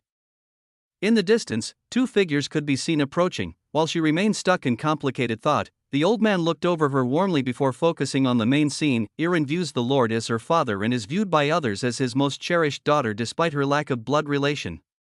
Rather than the young Lord's power, what bothers her is the envy of his position as a biological descendant. If the young Lord can gain her approval, it is not wrong to say he will gain the approval of most of the palace. His eyes sparkled with a light of expectation. Do not disappoint us, young Lord, not just the 2 of them, but the entirety of Void Palace, because Void Palace truly needed his presence. As expected, only the Saint Emperor and Bayuma appeared at the site of the battle. The Emperor stood back and allowed his son to go forth by himself, meeting Damien in the middle. All demigods present merged into the folds of reality and made themselves untouchable by the battle, while many flashes filled the starry sky. In the sky of every world in grand heaven's boundary, from the smallest worlds like Earth to the fields of Ion, countless massive projections appeared, each showing The same scene, the scene of two men facing off in the starry sky. Damien looked at the same king, Bayuma. He hadn't changed much since their last encounter physically, but the light in his eyes had gone through an intense transformation. His past arrogance was gone, that slight glimmer of unknown emotion holding him back was gone. Damien didn't know what Bayuma went through in the past 2 years, but it must have been grueling. 2 years, it meant something different to both men. Damien had 1 month of training and another 5 years of collecting worlds. He didn't actually take 2 years to train. Meanwhile, Bayuma resided in the abyss.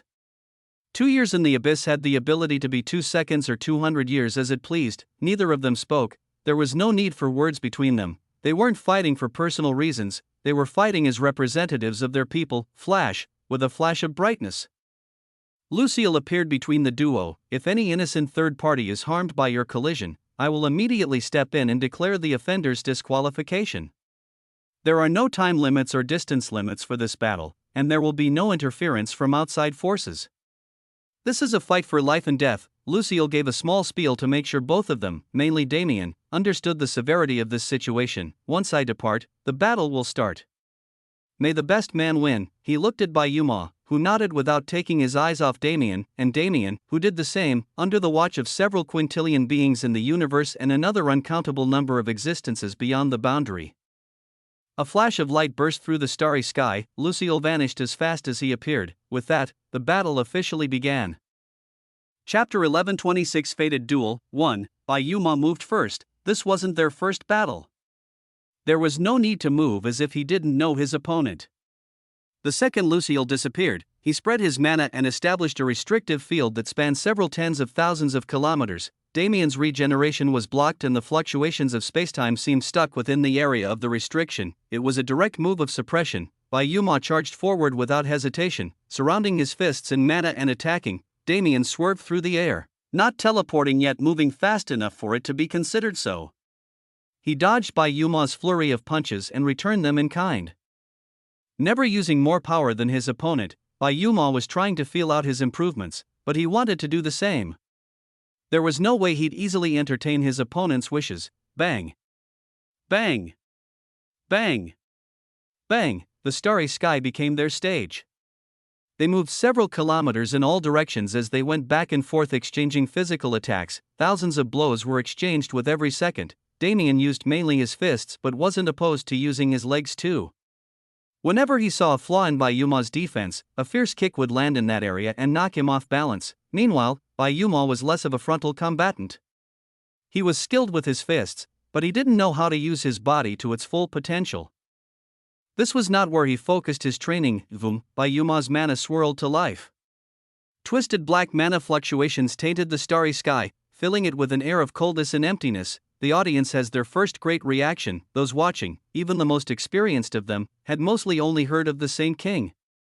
They'd never seen him fight. Bayuma used abyssal mana, something that was like impure void mana, and something absolutely terrifying. For those weaker, just seeing its fluctuations made them shiver. As for the strong, they immediately became wary of what Bayuma could become if he was allowed to keep growing. This battle was for the universe since the beginning and had all parties on the edge of their seats. But Damien couldn't just win this, he had to thoroughly win and crush this future threat. In the starry sky, Damien's eyes narrowed as he teleported away. That mana is a lot more potent than it was last time. It looks like he's getting close to the breath of nothingness. The abyss and void were inextricably linked. It wasn't a surprise that the Saint King's mana was starting to resemble a part of his, but a part could never compare to the whole. Damien frowned and summoned his mana forth, mixing spacetime and samsara to make a murky final product that, frankly, looked much less intimidating than Bayuma's mana. I can't directly use void abilities with so many people watching. I'll have to hide it thoroughly. Space, time, life, and death were all high-level laws that most people could never touch. When they were mixed, the aura they gave off was too complex to decipher, especially through a projection. Therefore, when Damien used the void to stabilize this combination and power it, those observing from the shadows had no chance to find out his secret. Bayuma didn't charge into battle again. He maintained his distance and started using abyssal mana to corrode the surrounding atmosphere. The ambient fluctuation of law and space began to disperse and disappear. Like the abyss itself, this place was becoming a zone rid of concepts like time and space. As someone who primarily used these elements, Damien couldn't allow it to continue. The twin moons appeared in his hands and began spraying. Freya was fast. Bullets of 4-element mana clouded the air in waves of tens of thousands every second. Within those disordered waves, the powerful and heavy-hitting bullets from Hell's Barrel disguised themselves, their sights locked onto the target. Bang! Bang! Bang! Bang! Damien wasn't holding back on mana consumption. The starry sky was immediately torn to oblivion upon his advent. Space and time didn't disperse, but chaotically spread their essence and mingled, creating a distorted space. Bayuma was forced to dodge the densely packed mana bullets flooding his surroundings. He swerved as Damien did before, his body melding through space and finding even the smallest gaps to evade the barrage while expending the least energy possible. This gave the space itself time to heal from his interference. And Void Sword Art Variation 6th Form, Worldbreaker, Horizontal Slash, Sheeing. Damien appeared behind the Saint King without any prior warning. Mirage was at his hip in a sword draw position, a sheath made of mana containing its energy. Damien's eyes were sharp, like blades as he pulled the sword from the sheath. His movement was like a flashbang, so impactful yet too fast to react to. The sword slashed towards Bayuma's neck, reaching just an inch away from it in a spark of an instant. Bayuma's eyes widened. He rapidly retreated and flourished his abyssal mana, emptiness. He pushed the mana through his systems.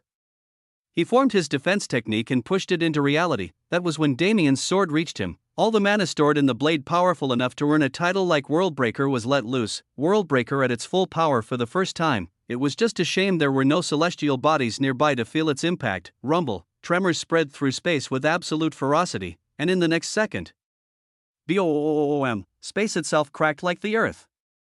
It separated into blocks of even volume and exploded geometrically, painting a beautiful picture for the onlooking audience. Bayuma groaned in pain, wiping the blood from his mouth. The powerful tremors were attacking him specifically despite their wide area effect. He pushed the mana he was controlling, using the concept of emptiness to consume the surrounding mana and secure the environment. Emptiness was something similar to devour, only, it did not reflect the effects of the things it devoured onto its user like the void ability.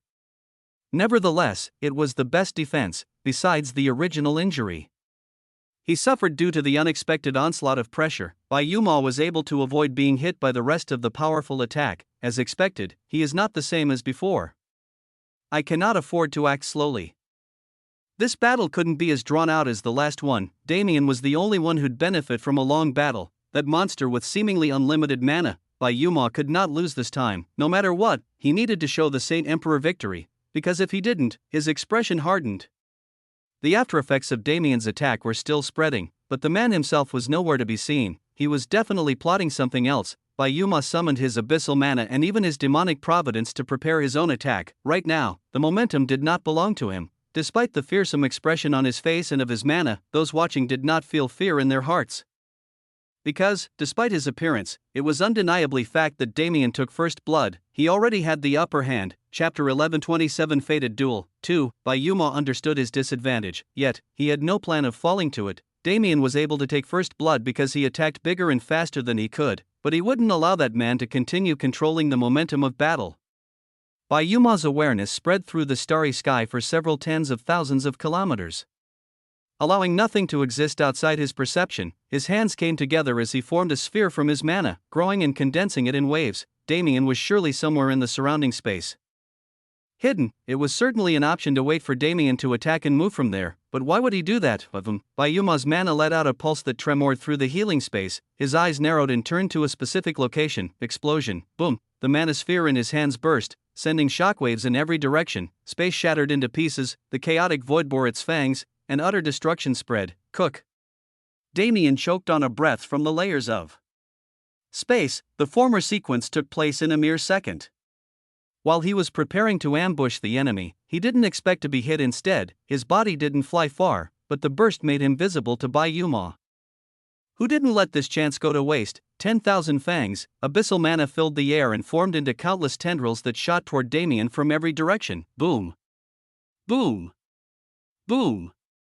Boom. Space exploded just from their presence, and when they came near, Damien could clearly feel the terrifying power contained in them. He narrowly dodged the first tendril, allowing it to raise against his face. His skin burned like it was splashed with acid. Damien's brows furrowed as he continued dodging, but he didn't attack back or use any unnecessary movements. His body went barely to the left, evading a group of tendrils, before impossibly twisting to avoid another group.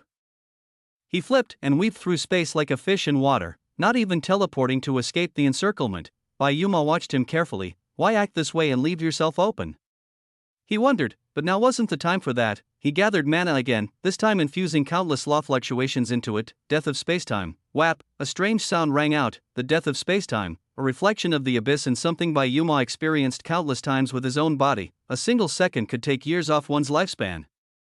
Time and space had long died, and the only thing remaining was a cheap imitation of their qualities. He manifested this atmosphere in grand heaven's boundary, turning this area of the starry sky into a manifestation of the abyss. Damien's eyes widened. He long understood how strange the abyss could be, but feeling it was different. Time and space weren't truly gone, merely present in a different form, in a more vague form, as if they were still trying to become the concepts they were today. This atmosphere enveloped Damien and clouded his senses with darkness. The surrounding abyssal tendrils became invisible in this air, their attacks completely unrecognizable. Damien did his best to continue dodging. His perception was cut to a point he didn't think possible, and he could no longer see Bayuma anymore. From all sides, countless barrages of attacks swam towards his body. Constructs of abyssal mana filled with concepts that made it up created a terrifying atmosphere that not many could survive. The base of the Saint King's strength wasn't much different from Damien's. Time and space were at its center. Even Samsara had a piece, but Bayuma had a specialization in death and destruction that Damien didn't possess. When the human genius was sat in this execution ground, there was little he could do to evade. Flash, Damien teleported out of the center, unable to bear the pressure anymore. However, boom, Damien's body reappeared directly in the path of an abyssal sword. The sword crashed into his chest and exploded, filling his body with its energy. Damien gritted his teeth and endured. He used the void physique to clash against the mana, but against his expectations. What? It's friendly. The void physique did not try to remove the abyssal mana from his systems, but instead interacted with it like a close friend. No wonder it didn't react last time I fought the Saint King. The connection between the abyss and the void is a lot deeper than expected. Boom. Boom. Boom. Boom. Damien was struck by several constructs one after the other. Their mana coalesced and created a corrupted flow in his blood vessels that fought transcendent regeneration and even his bloodline abilities, forcing them to retract their fangs. Damien's eyes narrowed. He's trying to get rid of my support systems before ending me. Bayuma's goal was simple. Last time, Damien won because he had more stamina. If that stamina was taken from him, the battlefield would be less than even. It would be in the Saint King's favor. However, contrary to logical thought, Damien didn't try to get out of the attack range. It wasn't because teleportation was failing him in this vague definition of space, but because he had an even better idea. Since you're coming, then do it properly. He shot through the air like a comet, straight towards the source of the constructs. Bang! Bang! Bang! Bang! Boom! Damien used his own mana to clash against the incoming wave. He got hit over and over again. His body was filled with abyssal mana, blood pooled in his mouth, but he didn't stop his ascent. Outside the dead zone, Bayuma watched with widened eyes. Was his enemy trying to kill himself already? Their battle had just begun. No, that man would not make such a stupid move. He must be. Before his thought could finish, his eyes widened in horror. From within that dead zone, a place he never should have been able to perceive, Damien was staring directly into his eyes. His lips moved treacherously. Bayuma, read those lips. Found you. Damien's expression twisted into a grin, and he disappeared. Crash! Damien exploded with mana, filling the dead zone with his presence. A bright starlight blue river glimmering with iridescent light appeared in the air, bringing a sense of stability into the chaotic area. And with that correction, with the introduction of order, the dead zone shattered. Damien appeared behind Bayuma once again. His sword was already at the enemy's neck before anyone understood what was happening. I get it now, Damien said, his voice flowing into the Saint King's ears like the whispers of a demon king. Your mana, I understand it. Void Sword Art 7th form, Supernova, a nonsensically dense fluctuation of mana appeared far too close for Bayuma to be comfortable. Along with those words, it was like his doom was guaranteed. The entire starry sky was filled with bright white light. It shined so brightly that even the projections in the skies across grand heaven's boundary were blinded for a moment. Damien felt his enemy's strength. Now it was time for the enemy to feel his. Chapter 1128 Fated Duel 3. Bayuma definitely wasn't expecting what came next. Damien completely let loose. He put away Mirage and didn't draw the twin moons, using only his body to fight, and the heights of his mana explode. With a single thought, he made the starry sky explode. Saint King's body shot through space with such speed that it became nothing more than a blur. And Damien was practically an illusion. Boom, his fist hit by Yuma's chest with the force of 1,000 suns, shooting him deeper into the starry sky. Spatial explosions hit him from every side and disallowed him from regaining his balance before Damien arrived before him again, hitting him with even more space. Boom, Yuma gritted his teeth after spitting out a mouthful of blood.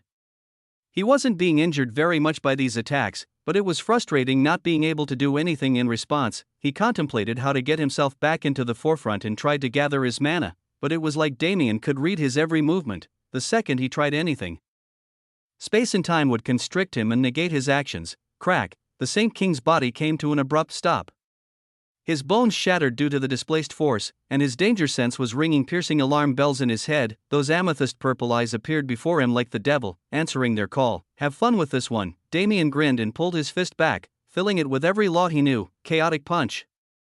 Forget the naming, I suck at it anyway. Damien was having a jolly old time, but it wasn't the same for his opponent. The concept of distance was what trapped the Saint King. His momentum didn't slow at any time, merely, space stretched to the point where his momentum could only carry him a few inches away at a time.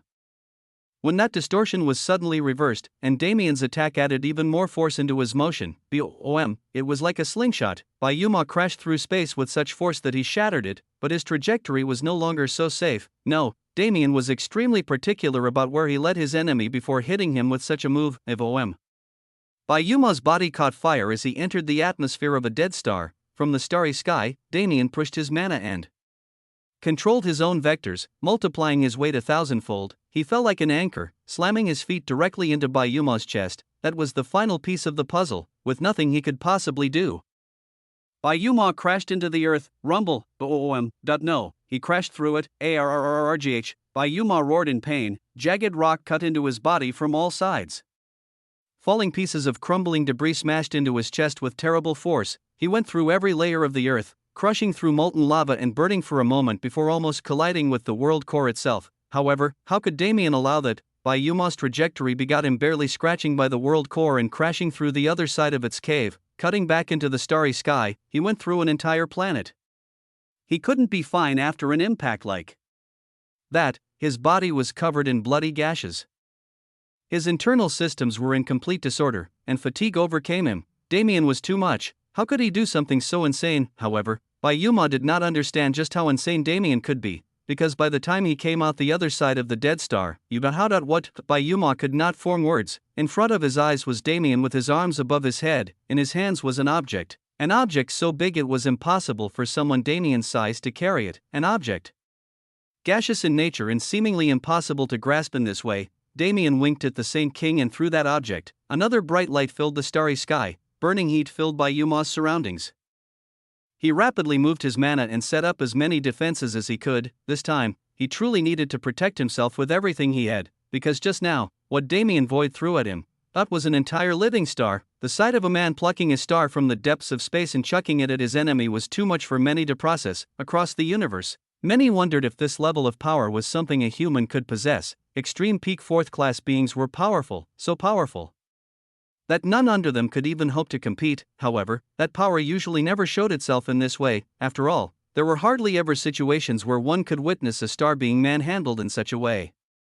Even for people at greater heights than Damien, such a feat was impossible. Sometimes it was due to a weakness of the physical body, sometimes it was due to the nature of stars, but the main reason was one: stars were bound by the universal law. As they had a purpose in the universe's expansion, it was difficult to pry them out of the universe's clutches to use as one pleased. At most, one could conquer a star and utilize it that way. However, Damien wasn't bound by the same laws as others. In this instance, it was not the Void's contribution, but his own, the universal law he worked so hard to comprehend. Even though everything was against him, the effects of his efforts were being witnessed here by countless quintillions of existences. The great experts of the universe already saw Damien as a great hope for the future, but this move cemented his position as the greatest genius the universe had seen in a very long time. His importance skyrocketed greatly, and he was essentially untouchable to most. He was even being worshipped like a god in some places. At the same time, a few demigods were spurred on by his actions. The plans they'd been slowly executing after a great amount of